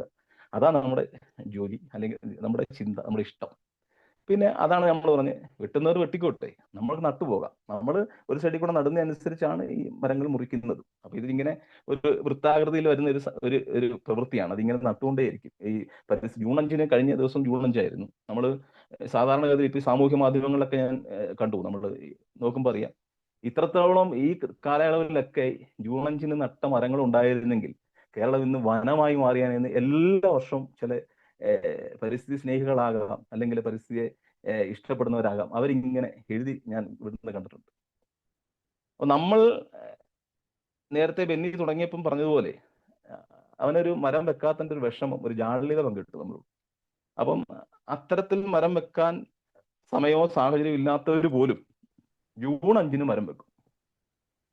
അപ്പം ആ ജൂൺ 5 ലോക പരിസ്ഥിതി ദിനമായി, ഒരു ഓർമ്മയായി നമ്മൾ ആ ദിവസം വെക്കുന്ന മരങ്ങൾ ഒരുപക്ഷെ ലക്ഷക്കണക്കിന് മരം ലോകത്തിലെമ്പാടും വെക്കും. അപ്പം അതിൽ ശരിക്കും അതൊരു ഓർമ്മ ദിനമായതുകൊണ്ട് തന്നെയാണ് നമ്മൾ ആ ഒരു ദിവസം അല്ലെങ്കിൽ ആ ഒരു ആചരണം നമ്മൾ നടത്തുന്നത്. അതിന്റെ പേരിൽ ലക്ഷക്കണക്കിന് മരം നമുക്ക് വെക്കാൻ പറ്റും. അപ്പൊ ഞാൻ പറഞ്ഞ ഒരു പിന്നെ അത്തരത്തിലുള്ള ഒരു പരിസ്ഥിതി പ്രവർത്തനം നമ്മൾ എതിർക്കാനോ പ്രതിഷേധിക്കാനോ സമരം ചെയ്യാനോ അല്ലാത്ത നമുക്ക് നമ്മുടെ ഇഷ്ടം ഈ ഒരു ഭൂമിക്ക് തണലേകുന്ന ഈ ഒരു പ്രവർത്തനം ആണ് എന്നെ സംബന്ധിച്ച് പൂമരത്തണൽ എന്നുള്ള രീതിയിൽ നമ്മളിങ്ങനെ നട്ടുകൊണ്ടിരിക്കുന്നത്. പിന്നെ നമുക്ക് ഇഷ്ടങ്ങൾക്ക് വേണ്ടി നഷ്ടങ്ങൾ മറന്നാൽ ലക്ഷ്യത്തിലെത്താം. ഇത് നമ്മുടെ ഇഷ്ടമാണ്. എൻ്റെ ഒരു വ്യക്തിപരമായ അല്ലെ എൻ്റെ ഇഷ്ടത്തോട് ചേർന്ന് എൻ്റെ ഭാര്യയും എൻ്റെ മക്കളും എൻ്റെ കുടുംബാംഗങ്ങളും എന്നോട് ചേർന്ന് എൻ്റെ ഇഷ്ടങ്ങളെ ചേർത്ത് വെച്ചുകൊണ്ട് അവരെയും കൂടെ ചേർത്ത് വെച്ചുകൊണ്ട് എൻ്റെ ഇഷ്ടങ്ങൾക്കൊപ്പം ഇഷ്ടങ്ങൾക്ക് വേണ്ടി നഷ്ടങ്ങൾ മറന്നാൽ ലക്ഷ്യത്തിലെത്താം. ഇപ്പൊ നേരത്തെ സൂചിപ്പിച്ചു ഞാൻ സാധാരണ തോട്ടം തൊഴിലാളിയാണ്. അറിയാം, കേരളത്തിൽ ഏറ്റവും കുറഞ്ഞ വേതനത്തിൽ തൊഴിൽ ചെയ്യുന്ന തൊഴിലാളിയാണ് തോട്ടം തൊഴിലാളി. ഇപ്പൊ നമ്മുടെ ഒരു മേശരിമാറുകളൊക്കെ കൂടെ പോകുന്ന മൈക്കാടുകാർക്ക് പോലും 1000 രൂപ മുകളിൽ ശമ്പളം ഉള്ള സമയത്തും തോട്ടം തൊഴിലാളിക്ക് അതിന്റെ പകുതി ശമ്പളം പോലും ഇല്ലാത്ത ഒരു കാലമാണ്. അപ്പം അത്തരത്തിലെ വളരെ ചുരുങ്ങിയ വരുമാനത്തിൽ സമൂഹത്തിന് അല്ലെങ്കിൽ പരിസ്ഥിതിക്ക് എന്ത് ചെയ്യാൻ പറ്റും? ഒരു സാധാരണക്കാരനെ എനിക്ക് എൻ്റെ ജീവിത പരിമിതിക്കുള്ളിൽ നിന്നുകൊണ്ട് സമൂഹത്തിന് വേണ്ടി നമ്മുടെ ഇഷ്ടങ്ങൾ എങ്ങനെ നിറവേറ്റാൻ പറ്റും, അങ്ങനെ ചിന്തിച്ച് ഉള്ള യാത്രയാണ്. ഇത് നോക്കിയപ്പം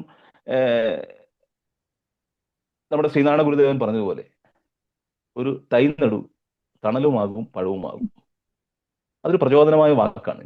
ആ തൈ നടുന്നതിന് നമുക്ക് യാതൊരു ചെലവുമില്ല. ആദ്യകാലങ്ങളിൽ ഞാൻ ഈ എസ്റ്റേറ്റ് ലയങ്ങളിലാണ് താമസിക്കുന്നത്. അപ്പം ഈ ലയത്തിന്റെ സൈഡിൽ ഒരു കുറച്ച് സ്ഥലമുണ്ട്. ആ സ്ഥലത്ത് ഞാനൊരു നെറ്റൊക്കെ അടിച്ചൊരു ചെറിയ നേഴ്സറിയൊക്കെ എൻ്റെ സങ്കല്പത്തിൽ ഒരു നേഴ്സറിയൊക്കെ ഉണ്ടാക്കി. അതിലെ നമ്മൾ കുറച്ച് പ്ലാസ്റ്റിക് കവറൊക്കെ വാങ്ങിച്ച് കുറച്ച് മണ്ണൊക്കെ നിറച്ചു. ആദ്യകാലങ്ങളിലെ കമ്പുകൾ വെച്ച് മുറിച്ച് നട്ടു. പിന്നെ അതിന്റെ വിത്തുകൾ ശേഖരിച്ച് അതിന് മുളപ്പിക്കാൻ തുടങ്ങി. അങ്ങനെ ആയിരക്കണക്കിന് വൃക്ഷത്തൈകൾ ഞാൻ സ്വന്തമായിട്ട്, ഞാൻ ഉദ്ദേശിക്കുന്നത് എൻ്റെ കുടുംബം, ഞങ്ങൾ എല്ലാവരോടും ചേർന്ന് ഒരുപാട് വൃക്ഷത്തൈകൾ ആയിരക്കണക്കിന് അത് കിളിപ്പിച്ചിട്ട് പിന്നെ ഈ പറഞ്ഞ പോലെ എനിക്ക് ജീവിതത്തിലെ പട്ടാളക്കാരനാകാൻ വലിയ ആഗ്രഹമായിരുന്നു. പക്ഷെ 10ാം ക്ലാസ് പറ്റിയപ്പം പട്ടാളക്കാരന്റെ ചിന്ത പൊട്ടിപ്പോയി. അപ്പോൾ പട്ടാളക്കാർക്ക് വേണ്ടി എന്തെങ്കിലും ഒരു കാര്യം ചെയ്യണം എന്നൊക്കെയുള്ളൊരു ചിന്ത മനസ്സിലുണ്ടായിരുന്നു. അങ്ങനെയാണ് എൻ്റെ ആദ്യത്തെ ഈ ഒരു നമ്മുടെ പമ്പയിലെ ഇത് നട്ടതിന് ശേഷം കാവൽ മരം എന്ന് പറഞ്ഞുകൊണ്ട് നമുക്ക് കാവലായി നിൽക്കുന്ന, നമുക്ക് കാവൽ നിന്നുകൊണ്ട് രക്തസാക്ഷികളായ വീരമൃത്യു വരിച്ച സൈനികർക്ക് വേണ്ടി കാവൽ മരം എന്ന് പേരിട്ടുകൊണ്ട് ഞങ്ങൾ തിരുവനന്തപുരം മുതൽ കാസർഗോഡ് വരെയുള്ള 14 ജില്ലകളിൽ 21,500 വൃക്ഷത്തൈകൾ ഞാനും എൻ്റെ സഹധർമ്മിണിയും എൻ്റെ പ്രിയപ്പെട്ട മക്കളും ചേർന്നുണ്ട്. അങ്ങനെ അത് നടുകയും വിതരണം ചെയ്യുകയും ചെയ്തു. കുറെ നട്ടു, കുറെ വിതരണങ്ങൾ ചെയ്തു. 21,500 നട്ടില്ല, വിതരണം ചെയ്യുകയും നടുകയും കൂടെ ചെയ്തു. അതിന് ഈ പറഞ്ഞ പോലെ ഏറ്റവും കൂടുതൽ വൃക്ഷത്തൈകൾ അങ്ങനെ കൊടുക്കുകയും നടുകയൊക്കെ ചെയ്ത വ്യക്തിഗതമായ ഒരു അംഗീകാരം, അത് അങ്ങനെയാണ് എനിക്ക് ആദ്യമായി ഇന്ത്യ ബുക്ക് ഓഫ് റെക്കോർഡിൽ ഞാൻ ഇടം നേടുന്നത്. അതെനിക്കൊരു വലിയ പ്രചോദനമായി. കാരണം ഇതൊക്കെ നമ്മളിങ്ങനെ കേട്ട് പരിചയമുള്ളൂ, ഇന്ത്യ ബുക്ക് ഓഫ് റെക്കോർഡ് എന്താണെന്നൊക്കെ ഉള്ളത്. അപ്പൊ അതിനെ അങ്ങനെ ഒരു അംഗീകാരം ലഭിച്ചപ്പോൾ ശരിക്കും എനിക്കൊരു പ്രോത്സാഹനമായി അത്. അപ്പം നമുക്കിത് വീണ്ടും മുന്നോട്ട് കൊണ്ടുപോകാനുള്ളൊരു ഇതായി. അങ്ങനെ എനിക്ക് ഇത് പത്രങ്ങളിലും ഒക്കെ ദൃശ്യമാധ്യമങ്ങളിലൊക്കെ വന്നപ്പം അത് ബഹുമാനപ്പെട്ട ഫോറസ്റ്റ് ഡിപ്പാർട്ട്മെന്റ് ശ്രദ്ധയിൽപ്പെടുകയും അവരത് മനസ്സിലാക്കി നമ്മളെ അന്വേഷിച്ചു, കണ്ടെത്തി, നമ്മുടെ പ്രവർത്തനങ്ങൾ വിലയിരുത്തി. ഇതിൽ നമ്മൾ നിസ്വാർത്ഥമാണെന്നും പൈസ ആരുടെങ്കിലും നിന്ന് വാങ്ങിക്കുന്നില്ല, നമ്മുടെ ഉള്ള പൈസ നമുക്ക് ഉള്ളപ്പോൾ നമ്മൾ യാത്ര ചെയ്യുന്നു, നമ്മുടെ ഇഷ്ടങ്ങൾ നമ്മൾ ചെയ്യുന്നു, തൈ നടുന്നു, ഇങ്ങനെയുള്ള യാത്രകളൊക്കെയാണ് മനസ്സിലാക്കി. സ്കൂളുകൾ, കോളേജുകൾ, ദേവാലയങ്ങൾ, അത് സർവ്വമത ദേവാലയങ്ങൾ ഒക്കെ നമ്മളിങ്ങനെ യാത്ര ചെയ്ത് തൈ നടുകയും അങ്ങനെയൊക്കെ ചെയ്തപ്പോൾ അവർ ഒരു കാര്യം പറഞ്ഞു, സാധാരണ ഇൻഡിവിജ്വൽ ആയിട്ടുള്ള ഈ ആൾക്കാർക്ക് ഇതിങ്ങനെ കൊടുക്കാറില്ല.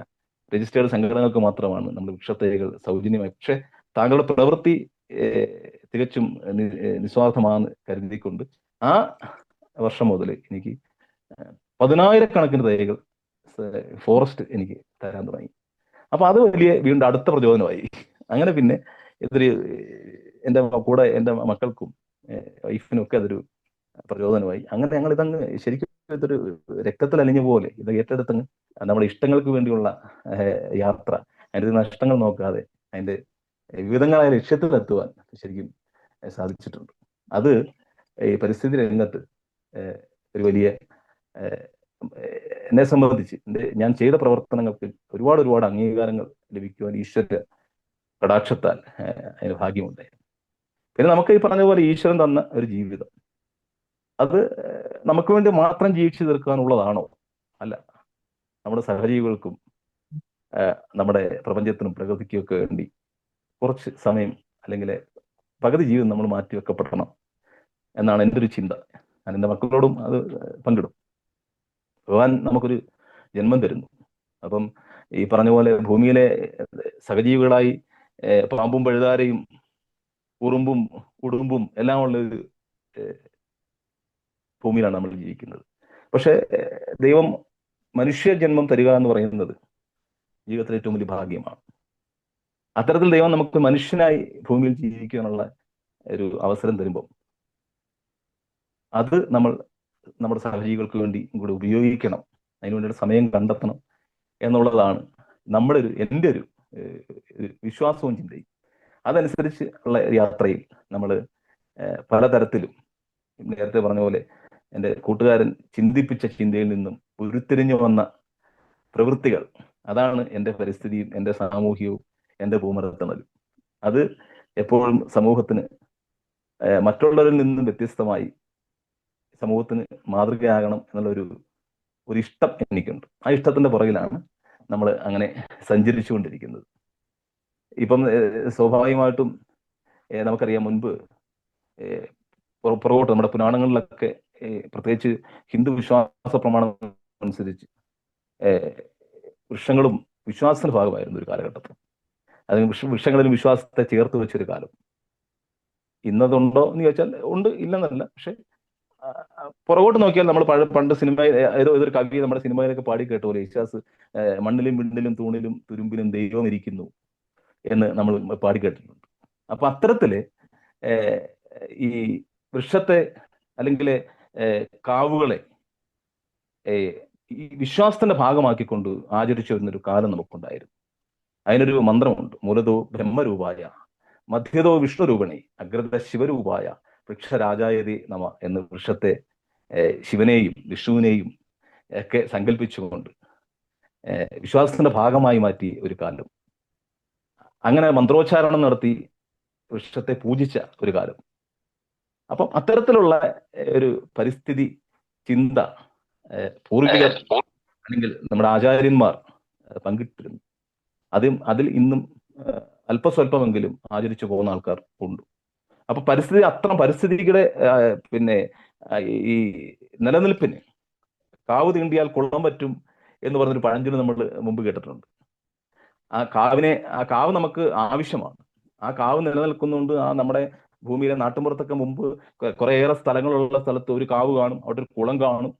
രാവിലെ പിന്നെ കുളി കഴിയുന്നു, കുളത്തിൽ പോയി കുളിക്കുന്നു, കാവിൽ വിളക്ക് വെക്കുന്നു.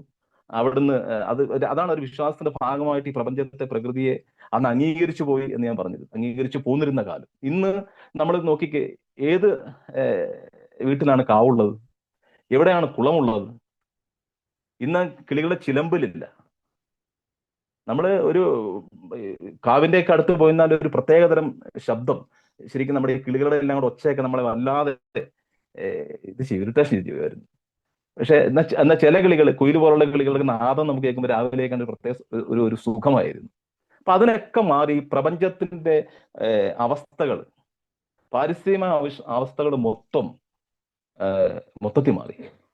അപ്പം നമുക്കിന്നറിയാം, കാവും കുളവും കാടും മേടും ഒക്കെ നമുക്ക് പല തരത്തിൽ മനുഷ്യൻ തന്നെ അതിനെയൊക്കെ ഇല്ലായ്മ ചെയ്യുന്നു, അല്ലെങ്കിൽ ഇല്ലാതാക്കിക്കൊണ്ടിരിക്കുന്ന സാഹചര്യത്തിലേക്ക് പിന്നെ പോവുകയാണ്.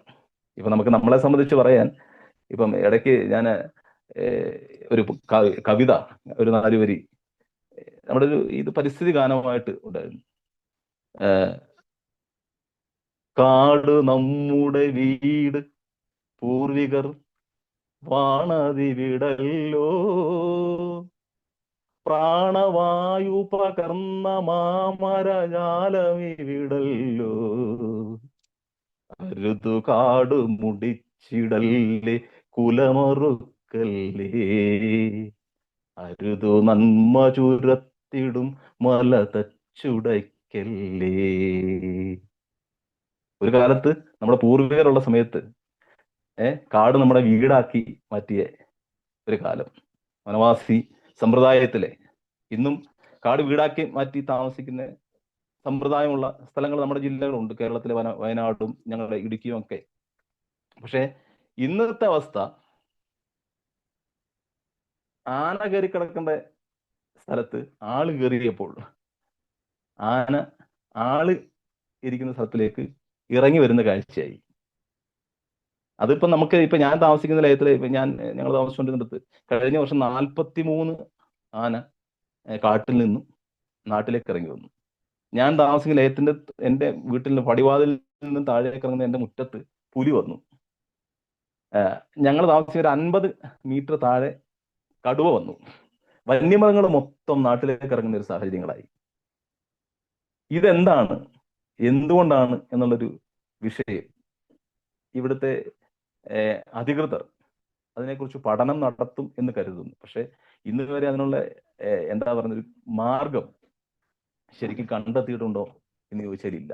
ആകെ നമ്മളെ അവിടെ മാർഗം കാണുന്നത്, ആന വരുന്ന സ്ഥലം വലിയൊരു കുഴിയെടുക്കും, ആന ഇങ്ങോട്ട് വരാതാക്കും അതിന് വേണ്ടി, അല്ലെങ്കിൽ വൈദ്യുതി വേലി സ്ഥാപിക്കും വന്യമൃഗങ്ങൾ വരാതിരിക്കാനും വേണ്ടി. പക്ഷെ ആന വളരെ വിദഗ്ധമായിട്ട് ഒരു മരം മുറിച്ച് ഒരു മരം പിഴുത് അതിന്റെ മണ്ടക്കോട്ടിടും, അതിന്റെ മുകളിൽ കൂടെ ആന വെളിയിച്ചാടും, നമ്മുടെ നാട്ടിൽ തന്നെ ഇറങ്ങും. പക്ഷെ ഇതിനൊന്നും വ്യക്തമായ ഒരു പരിഹാരം അധികൃതരടക്കം കണ്ടെത്തുന്നില്ല എന്നുള്ളത് വസ്തുത. അങ്ങനെ പരിസ്ഥിതി സംബന്ധിച്ച് നമുക്ക് ഒരുപാട് അനവധിയായ വിഷയങ്ങൾ നിൽക്കുന്ന പ്രശ്നമാണ്. ഇപ്പൊ തന്നെ ശരിക്കും ഇപ്പൊ നമ്മുടെ നാട്ടിൽ ഇപ്പൊ മീൻ കൂട്ടാൻ പറ്റാത്ത സാഹചര്യമായി.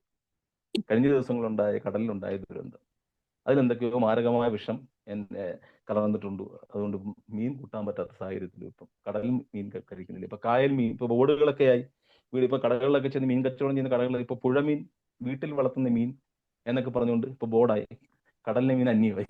അത്തരത്തിലുള്ള അപ്പം പാരിസ്ഥിതികമായി പല തരത്തിലുള്ള വെല്ലുവിളികളും അതൃപ്തികരമായ പെരുമാറ്റങ്ങളും ആ രീതിയിൽ നമ്മുടെ പരിസ്ഥിതിയെ മാറ്റപ്പെടുന്നു, അല്ലെങ്കിൽ മാറിക്കൊണ്ടിരിക്കുന്നു. നമ്മുടെ ഇപ്പം ഈ പുകയെ സംബന്ധിച്ച്, അല്ലെങ്കിൽ പൊല്യൂഷൻ അമിതമായ ഒരു സാഹചര്യം, ഡൽഹിയിലൊക്കെ ചെന്ന സമയത്ത് ഇപ്പം നമുക്ക് ശുദ്ധമായ വായു ശ്വസിക്കുവാൻ പറ്റാത്ത കാലമായി.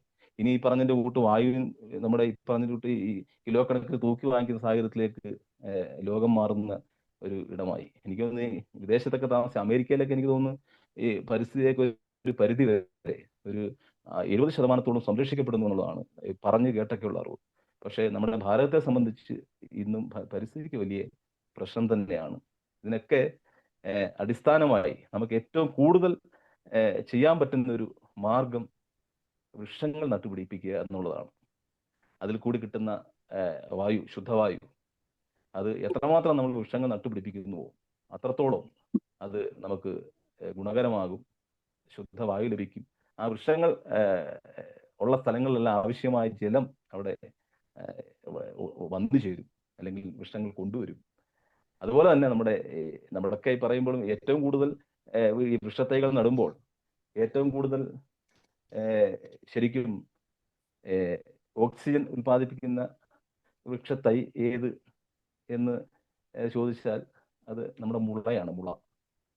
അപ്പം മുളയ്ക്ക് 2-3 ഗുണമുണ്ട്. ഒന്ന്, മുള നട്ടാൽ മണ്ണൊലിപ്പ് തടയും, ഈ കൂടുതലായിട്ട് ചെറിയ തോടിന്റെ സൈഡിലും ഒക്കെ. പക്ഷെ ഇത് പറഞ്ഞ കൂട്ട് ഒരുമാതിരിപ്പെട്ടൊരു വീട്ടിൽ ചെയ്യുന്നത്, ഇത് നട്ടു കഴിഞ്ഞാൽ ഇതൊന്ന് വലിയ കാടാകുന്നതുകൊണ്ട് അങ്ങനെ ശ്രമം നടത്തില്ല. പക്ഷെ മുള നമുക്ക് ഏറ്റവും കൂടുതൽ ഓക്സിജൻ നമുക്ക് ഉൽപ്പാദിപ്പിച്ച് നമുക്ക് തരുന്നൊരു ഇതാണ് സസ്യം. മുള സസ്യഗണത്തിൽപ്പെടുന്ന സാധനമാണ്. അപ്പൊ അതിനെ അങ്ങനെ വിലയിരുത്താം. പിന്നെ നമുക്ക് ഏറ്റവും കൂടുതൽ ഓക്സിജൻ ഉൽപ്പാദിപ്പിക്കുന്ന മറ്റൊരു സംഭവം കടലാണ്. കടലിൽ നിന്നാണ് മറ്റ് ഓക്സിജൻ ഏറ്റവും കൂടുതലായിട്ട് ലഭിക്കുന്നത്.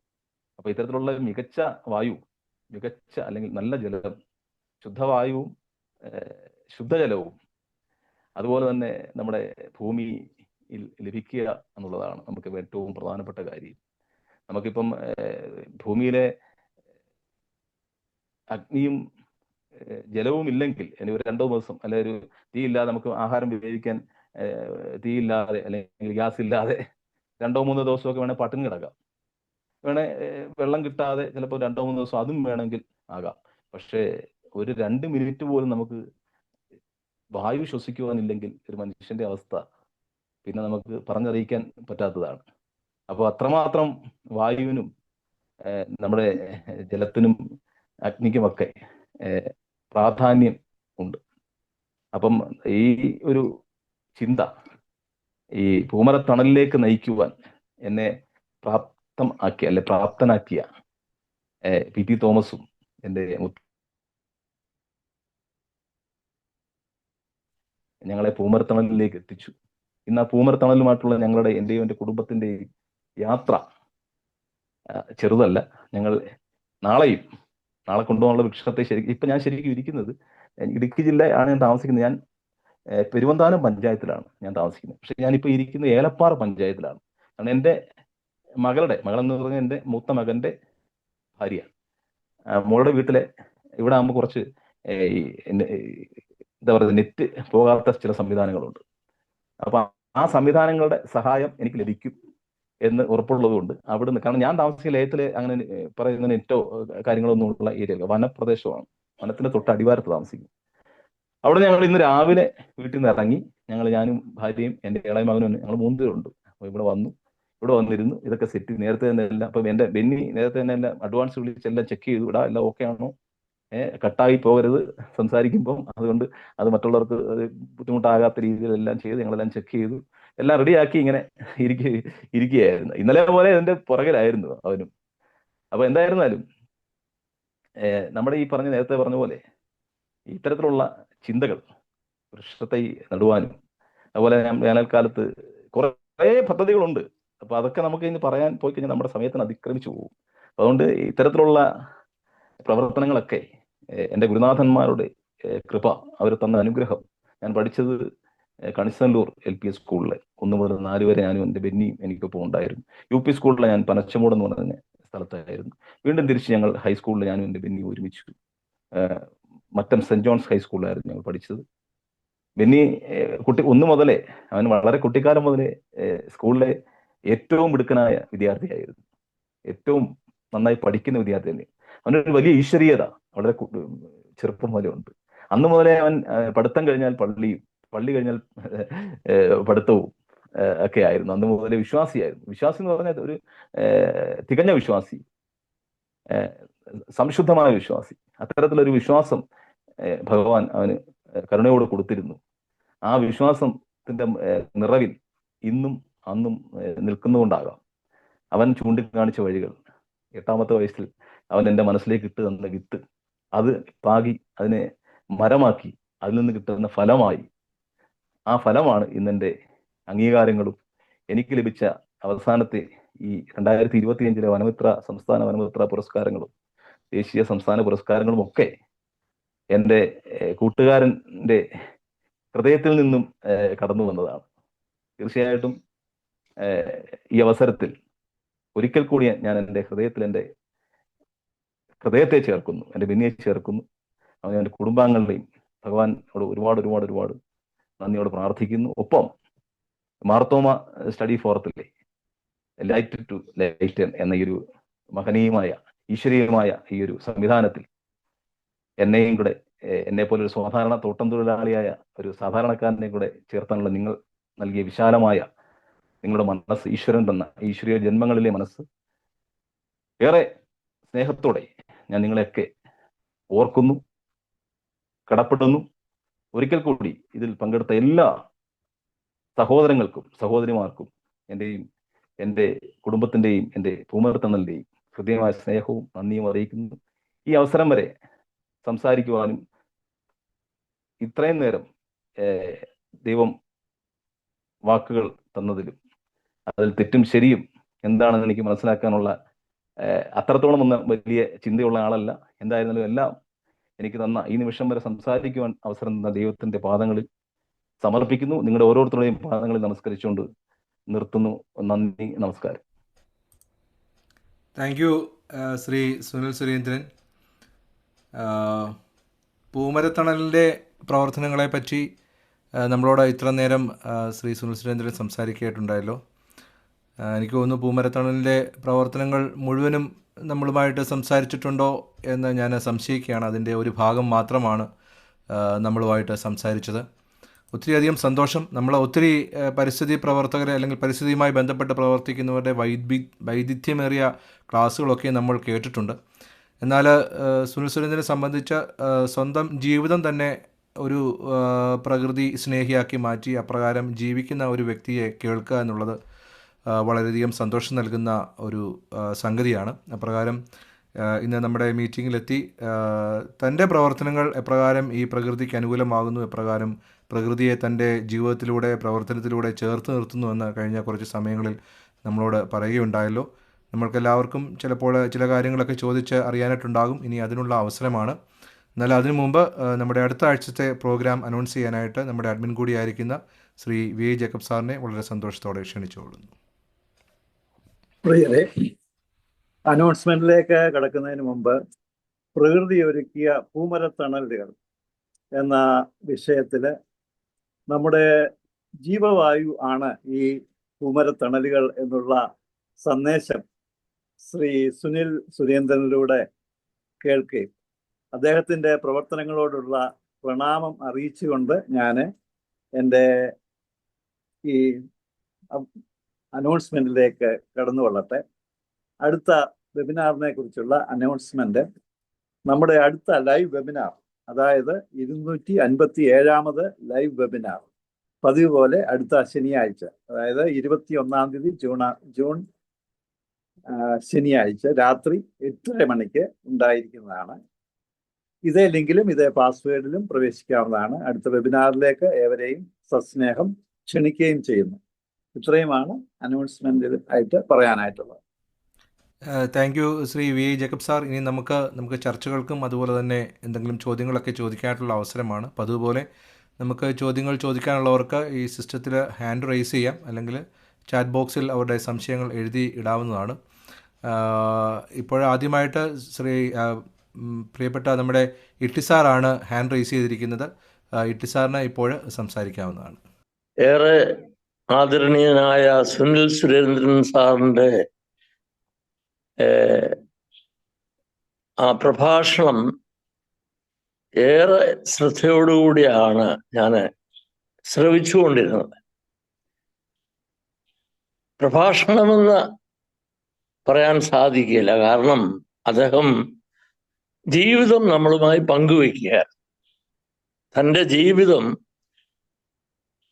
ജീവിത പ്രമാണങ്ങൾ പ്രകാരം അദ്ദേഹം പ്രായോഗികമായ രീതിയിൽ പ്രവൃത്തി പഥത്തിലൂടെ അതിനെ ഒന്ന് പൂവണിക്കാനായിട്ട് പ്രവൃത്തി പഥത്തിലൂടെ തൻ്റെ ജീവിതത്തിലെ താല്പര്യങ്ങളെയും ആശയങ്ങളെയും ഒക്കെ പൂവണിക്കാൻ എങ്ങനെ ശ്രമിക്കുന്നു എന്നുള്ളതായ അദ്ദേഹത്തിൻ്റെ ഒരു സാക്ഷ്യം നമ്മളുടെ മുമ്പിൽ അവതരിപ്പിക്കുകയായിരുന്നു. അദ്ദേഹത്തിൻ്റെ ആ ജീവിതത്തിൻ്റെ മുമ്പിൽ പ്രണാമങ്ങൾ അർപ്പിക്കുന്നു. ഞാനും ഈ രീതിയിലൊക്കെ വ്യാപകമായി പ്രവർത്തിക്കുന്നില്ലെങ്കിലും ദൈവം എനിക്ക് കനിഞ്ഞു നൽകിയതായ 10-35 സെന്റ് സ്ഥലത്ത് ആവുന്നത്ര ഈ പറഞ്ഞ രീതിയിൽ ഈ ലോകം വിട്ട് നിങ്ങളെക്കാളൊക്കെ പ്രായക്കൂടുള്ള ആളാണ് ഞാൻ, 81 വയസ്സുണ്ട്. എങ്കിലും കടന്നു പോകുന്നതിന് മുമ്പ് ഒക്കുമെങ്കിൽ ആ 30-35 സെന്റ് ഒരു കൊച്ചു വനമാക്കി തീർത്തിട്ടുള്ളതെന്ന് കടന്നു പോകണമെന്നുള്ള ആഗ്രഹത്തോടുകൂടെ പ്രവർത്തിക്കുന്ന ഒരു വ്യക്തിയാണ്. ഏറെ പ്രചോദനപരമായിരുന്നു അങ്ങയുടെ പ്രഭാഷണങ്ങൾ, പങ്കുവെപ്പലുകൾ എന്ന് തുറന്നു പറയട്ടെ. എനിക്ക് അങ്ങയുടെ ഫോൺ നമ്പറും ലഭിച്ചാൽ കൊള്ളാമെന്നുണ്ട്. അത് ഒന്നുകിൽ പറഞ്ഞു തരികയോ അല്ലെങ്കിൽ ഏതെങ്കിലും രീതിയിൽ ഷെയർ ചെയ്യുകയോ ചെയ്യുന്നത് നല്ലതായിരിക്കും. ഒരിക്കൽ കൂടെ ആദരവുകളും സ്നേഹ വന്ദനം. നന്ദി. പാദങ്ങളിൽ നമസ്കരിക്കുന്നു. അങ്ങയുടെ അനുഗ്രഹിക്കുന്ന വാക്കുകളിൽ പാദങ്ങളിൽ നമസ്കരിക്കുന്നു. ഒരുപാട് നന്ദി. Thank you Itty sir. Itty സാറിന്റെ ഫോൺ നമ്പർ ലഭ്യമാക്കാനുള്ള എന്തെങ്കിലും ഒരു ക്രമീകരണം കൂടെ തീർച്ചയായിട്ടും നമുക്ക് ചാറ്റ് ബോക്സിൽ ഇപ്പോൾ ഷെയർ ചെയ്യാവുന്നതാണ്. എനിക്ക് തോന്നുന്നു ഷെയർ ചെയ്തിട്ടുണ്ട്. ഓക്കെ സാറ്, ഇട്ലി സാറിൻ്റെ നല്ല വാക്കുകൾക്ക് നന്ദി. സാർ ഇപ്രകാരം ഒരു വലിയൊരു ദൗത്യം ഏറ്റെടുത്തേക്കുന്നതെന്ന് അറിഞ്ഞാൽ ഒത്തിരി സന്തോഷമുണ്ട്. സാറിൻ്റെ ആഗ്രഹം സാധിക്കട്ടെ. ഒരു കൊച്ചു വനമായി സാറിൻ്റെ 35 സെൻറ്റ് സ്ഥലം മാറട്ടെ. അതിനുള്ള എല്ലാവിധമായ സഹായങ്ങൾ സുനിൽ സുരേന്ദ്രനിലൂടെ ലഭിക്കുന്നതായിരിക്കും. സാറിന് സുനിലിനെ ബന്ധപ്പെടാവുന്നതാണ്. Thank you. ആ നമ്പർ ഞാൻ മുഴുവൻ എഴുതിയെടുത്തില്ല, ഒന്നുകൂടെ ഷെയർ ചെയ്ത്. നമ്പർ 9496626726. Thank you. ഓക്കെ നന്ദി. Okay, thanks. അടുത്തായിട്ട് Shri Wilson Karimbannoor sir hand raise ചെയ്തിട്ടുണ്ട്. സാറിന് സംസാരിക്കും. ഞാൻ വളരെ സന്തോഷത്തോടു കൂടിയാണ് ഈ പ്രഭാഷണം ശ്രവിച്ചത്. കാര്യം ഓരോരുത്തർക്കും ഉണ്ടാകുന്ന രൂപപരിണാമങ്ങള് അതിശയത്തോടു കൂടി തന്നെയാണ് മനസ്സിലാക്കിയതും കേട്ടതും. പ്രത്യേകിച്ച് ഈ പറഞ്ഞ പോലെ ഇട്ടി സാറ് പറഞ്ഞ പോലൊക്കെ ഞാൻ ഇന്ന് മറുനാട്ടിൽ താമസിക്കുന്ന ആളായതുകൊണ്ട് നേരിട്ട് മരം ഇപ്പം വെക്കാൻ സാധിക്കത്തില്ലെങ്കിൽ പോലും ഞാൻ ചെറുപ്പം മുതൽ അനേക മരം വെച്ച് പിടിപ്പിച്ചിട്ട ആളാണ്. ഞാൻ ജോലി ചെയ്ത സ്ഥാപനത്തിൽ പോലും ഇന്നും സ്ഥാപനത്തിന്റെ മുറ്റത്ത് വളരെ ഉയർന്നു നിൽക്കുന്ന മരങ്ങളെ ഞാൻ എൻ്റെ കൈകൊണ്ട് വെച്ച മരങ്ങളുണ്ട്. അങ്ങനെ മരങ്ങളെ സ്നേഹിക്കുകയും ഇഷ്ടപ്പെടുകയും ചെയ്യുന്ന ഒരു വ്യക്തിയാണ് ഞാൻ. എനിക്ക് സാറിന്റെ പ്രഭാഷണത്തില് ഏറ്റവും താല്പര്യം തോന്നിയ കാര്യങ്ങൾ ഞാൻ ആദ്യമേ 1-2 പോയിന്റ് പറയാം. ഒന്ന്, കുടുംബമായിട്ട് ചെയ്യുന്ന ഈ പ്രവർത്തനം, അത് വലിയ ഗ്രേറ്റ് ആണ്. അങ്ങനെ പ്രവർത്തിക്കുന്നതുകൊണ്ടാണ് സാറിന് ഇത്രയും വിജയം നേടാൻ സാധിക്കുന്നത്. ഒരു മനസ്സോടുകൂടി ഒരു കുടുംബം രംഗത്ത് വരുമ്പോൾ തീർച്ചയായിട്ടും അവിടെ നമ്മുടെ ലക്ഷ്യങ്ങൾ പൂർത്തീകരിക്കാൻ സാധിക്കുമെന്നുള്ളതിന്റെ ഒരു തെളിവാണിത്. സാറിനെ പോലെ സാറിന്റെ കൂടെ നിന്ന, സാറിന്റെ ഒപ്പം നിൽക്കുന്ന സാറിന്റെ ഭാര്യയ്ക്കും മക്കൾക്കും എല്ലാവിധ ആശംസകളും നേരുന്നു. കാര്യം നിങ്ങൾ 4 പേരും, അല്ലെങ്കിൽ ഇനിയിപ്പോ 5ാമത് ആള് പിന്നെ മകന്റെ ഭാര്യ ഉണ്ടെങ്കിൽ എല്ലാരും കൂടെ ഒന്ന് ചേർന്ന് പ്രവർത്തിക്കുന്നതിന് വലിയ നമസ്കാരവും അഭിനന്ദനവും നൽകുന്നു. ഇനി ഞാൻ 1-2 കാര്യങ്ങൾ എൻ്റെ ഈ സാറിന്റെ പ്രവർത്തനവുമായി ബന്ധപ്പെട്ട് 1-2 സംശയങ്ങൾ ചോദിക്കാൻ ആഗ്രഹിക്കുന്നു. ഒന്നാമത്, സാറിന്റെ ബയോഡേറ്റ വായിച്ചപ്പോൾ മനസ്സിലാക്കിയ ഒരു കാര്യം, നേരത്തെ പൊതുപ്രവർത്തനത്തിന്റെ അവാർഡ് ലഭിച്ച ഒരു വ്യക്തിയാണെന്ന്. സാമൂഹിക സേവനത്തിന് 2010-ലും 2008-ലും 2010-ലും ഒക്കെ അവാർഡ് ലഭിച്ച വ്യക്തിയാണ്. അപ്പോൾ സാമൂഹിക സേവനം ചെയ്തപ്പം കിട്ടിയ ആനന്ദമാണോ ഈ മരങ്ങൾ വെക്കുമ്പോഴാണോ കൂടുതൽ ആനന്ദം ലഭിക്കുന്നത്? എന്തുകൊണ്ട് സാമൂഹിക സേവനം ഉപേക്ഷിച്ച് ഈ രംഗത്തോട്ട് പോയത് എന്താണെന്നുള്ളതാണ് ഒന്നാമത്തെ ചോദ്യം. രണ്ടാമത്, സാർ ഈ വെച്ച മരങ്ങള് വെച്ചതിന് ശേഷം അത് വളരുന്നുണ്ടോ എന്ന് അന്വേഷിക്കുകയും അതിന് ഈ വെള്ളം അല്ലെങ്കിൽ അത് ഉണങ്ങാതിരിക്കാനുള്ള സംവിധാനങ്ങളെ പറ്റി ശ്രദ്ധിക്കുന്നുണ്ടോ, അതിനെപ്പറ്റിയുള്ള പ്രവർത്തനങ്ങൾ അറിഞ്ഞാൽ കൊള്ളാമെന്ന് താല്പര്യമുണ്ട്. മൂന്നാമത്തെ ഒരു വിഷയം, അത് സാറ് സർക്കാർ ശ്രദ്ധിക്കേണ്ട ഒരു വിഷയമായിട്ട് ഉന്നയിച്ച ഒരു വിഷയത്തിന്റെ എൻ്റെ ഒരു അഭിപ്രായം പറയാനായിട്ട് ഞാൻ ശ്രമിക്കുന്നത്. അതായത്, ആനകൾ ഇറങ്ങുന്നു, പുലികൾ ഇറങ്ങുന്നു, അല്ലെങ്കിൽ വന്യജീവികളെല്ലാം ഈ കൃഷി സ്ഥലങ്ങളിലേക്ക് മനുഷ്യർ വസിക്കേണ്ടിടത്തേക്ക് വരുന്നു എന്നുള്ള ഒരു വിഷയം. ഈ വിഷയത്തില് ഞാൻ കുറെ നാളായിട്ട് ഇതിന്റെ വായിക്കുകയും പഠിക്കുകയും ചെയ്തുകൊണ്ട് എൻ്റെ മനസ്സിലാക്കൽ ഞാൻ ഷെയർ ചെയ്യുവാണ്. സാർ അങ്ങനെ ഒരു വിഷയം സർക്കാർ അതിനെപ്പറ്റി പഠിക്കണോ അന്വേഷിക്കണോ എന്നൊക്കെ സാറിന്റെ ആത്മാർത്ഥമായ ഒരു പ്രഖ്യാപനമായിരുന്നു. അത് തീർച്ചയായിട്ടും സർക്കാർ തലത്തിൽ എത്തേണ്ട വിഷയമാണ്. ഞാൻ മനസ്സിലാക്കുന്ന അനുസരിച്ച് ഇന്ത്യയിലെ ഒരു സ്റ്റേറ്റിന്റെ പേഴ്സൻറ്റേജ് അടിസ്ഥാനത്തിൽ ഏറ്റവും കൂടുതൽ പേഴ്സൻറ്റേജ് വനമുള്ള സ്ഥലം കേരളമാണ്. പേഴ്സൻറ്റേജ് ആണ് ഉദ്ദേശിക്കുന്നത്, അല്ലാതെ അതിന്റെ വിസ്തീർണമല്ല. 20% വനമുള്ള ഒരു സ്റ്റേറ്റ് ആണ് കേരളം. പക്ഷെ ഈ വനം ഒരിക്കലും ഒരു ലിമിറ്റിൽ കൂടുതൽ വർദ്ധിക്കാൻ പറ്റത്തില്ല. കാരണം ഇവിടെ മനുഷ്യർക്ക് ജീവിക്കണമെങ്കിൽ കൃഷി ചെയ്ത് ജീവിച്ചേ പറ്റുള്ളൂ. പക്ഷേ ഇവിടെ കേരളത്തിലോ അല്ലെങ്കിൽ ഇന്ത്യയിലോ ആനിമലിന്റെ കണക്കുകള് വേണ്ട രീതിയിൽ അതിന്റെ സെൻസസ് വേണ്ട രീതിയിൽ എടുക്കുന്നില്ല. എല്ലാ മൃഗത്തിനും ഒരു ചുറ്റളവ്, അതിൻ്റെതായ ജീവിക്കാനുള്ള ഒരു ചുറ്റളവ് സ്ഥലം വേണമെന്നാണ് പറയുന്നത്. പ്രത്യേകിച്ച് കടുവായ്ക്ക് 10 ചതുരശ്ര കിലോമീറ്റർ വേണമെന്നാണ് പറയുന്നത് ഒരു കടുവായ്ക്ക്. അപ്പൊ ഇതിന്റെ ജനപ്പെരുപ്പം അല്ല, അംഗസംഖ്യ. നമ്മളെ അംഗസംഖ്യ വർദ്ധിക്കുന്നതിനനുസരിച്ച് വനം വളരാതിരിക്കുകയും കടുവായും ആനകളുടെയും എണ്ണം വർദ്ധിച്ചുകൊണ്ടിരിക്കുകയും ചെയ്യുമ്പോൾ ഉണ്ടാകുന്ന ഒരു പ്രതിഭാസമാണ് ഇത്. ലോകത്തിലെ എല്ലാ സ്ഥലത്തും ഉണ്ടാകുന്നുണ്ട്. ഈ ഓസ്ട്രേലിയയിലും ന്യൂസിലൻഡിലും ഒക്കെ കങ്കാരുകൾ വളരെ വളരെ വർദ്ധിക്കുന്നുണ്ട്. അത് ജനങ്ങൾക്ക് ശല്യമാകുമ്പോൾ അവരതിന്റെ കറക്റ്റ് ഓഡിറ്റിംഗ് നടത്തി അതിന് അധിവസിക്കാവുന്ന ചുറ്റളവിൽ കൂടുതൽ കങ്കാരുകൾ വളർന്നാൽ ഒന്നുകിൽ അതിനെ വെടിവെച്ച് ഭക്ഷണാവശ്യത്തിന് ഉപയോഗിക്കുക, അല്ലെങ്കിൽ മറ്റ് കാഴ്ച ബംഗ്ലാവിലോട്ട് കയറ്റി അയക്കുകയോ ചെയ്യുന്നത്. കേരളത്തിൽ ആനകളെ വാരിക്കുഴി വെച്ച് പിടിക്കുന്ന ഒരു കാലഘട്ടം ഉണ്ടായിരുന്നു. പ്രകൃതി സ്നേഹം എന്ന് പറഞ്ഞിട്ട് ഇതെല്ലാം അവസാനിപ്പിച്ചു. പക്ഷേ മനുഷ്യർക്ക് ജീവിക്കാൻ മേലാത്ത രീതിയിൽ വന്യമൃഗങ്ങളെ വളർത്തുകയല്ല പ്രകൃതി സ്നേഹം, അല്ലെങ്കിൽ മൃഗസ്നേഹം അതല്ല. മൃഗങ്ങൾക്കും മനുഷ്യർക്കും ആരോഗ്യപരമായിട്ട് വളരാനുള്ള ഒരു സാഹചര്യം വേണം. അതുകൊണ്ട് ഇപ്പോഴേ ഇന്ത്യയിലെ എല്ലാ സ്റ്റേറ്റുകളിലും എല്ലാ ഗവൺമെന്റിലും ഈ മൃഗങ്ങളുടെ സെൻസസ് എടുക്കുകയും ഓരോ മൃഗങ്ങൾക്ക് അധിവസിക്കാൻ വേണ്ടിയ ഏരിയയിൽ കൂടുതൽ മൃഗങ്ങൾ വന്നിട്ടുണ്ടെങ്കിൽ അതിനെ ആ വനത്തിൽ നിന്ന് മാറ്റേണ്ടി ഏതെങ്കിലും രീതിയിൽ ഒന്നുകിൽ മറ്റു കാഴ്ച ബംഗ്ലാവിലോട്ട് പറഞ്ഞു വിടുകയോ ഏത് രീതിയിലേലും മൃഗങ്ങളുടെ എണ്ണം അതിന്റെ അധിവാസ കേന്ദ്രവുമായിട്ട് അതിന്റെ പരിസ്ഥിതി അതിനു വേണ്ടി സ്ഥലവുമായിട്ട് ബന്ധപ്പെടുത്തി ക്രമീകരിച്ചാൽ ഈ വിഷയം സോൾവ് ചെയ്യാൻ പറ്റും. അല്ലെങ്കിൽ മൃഗങ്ങൾ ഇനിയും വനത്തിലല്ല സിറ്റിയിലോട്ട് കയറുന്ന കാലഘട്ടം ഉണ്ടാവും. ഇതൊരു അഭിപ്രായം പറഞ്ഞതേ ഉള്ളൂ. ആദ്യം 2 ചോദ്യങ്ങൾ ചോദിച്ചത് ഉത്തരം പറഞ്ഞാൽ കൊള്ളാമെന്ന് താല്പര്യപ്പെടുന്നു.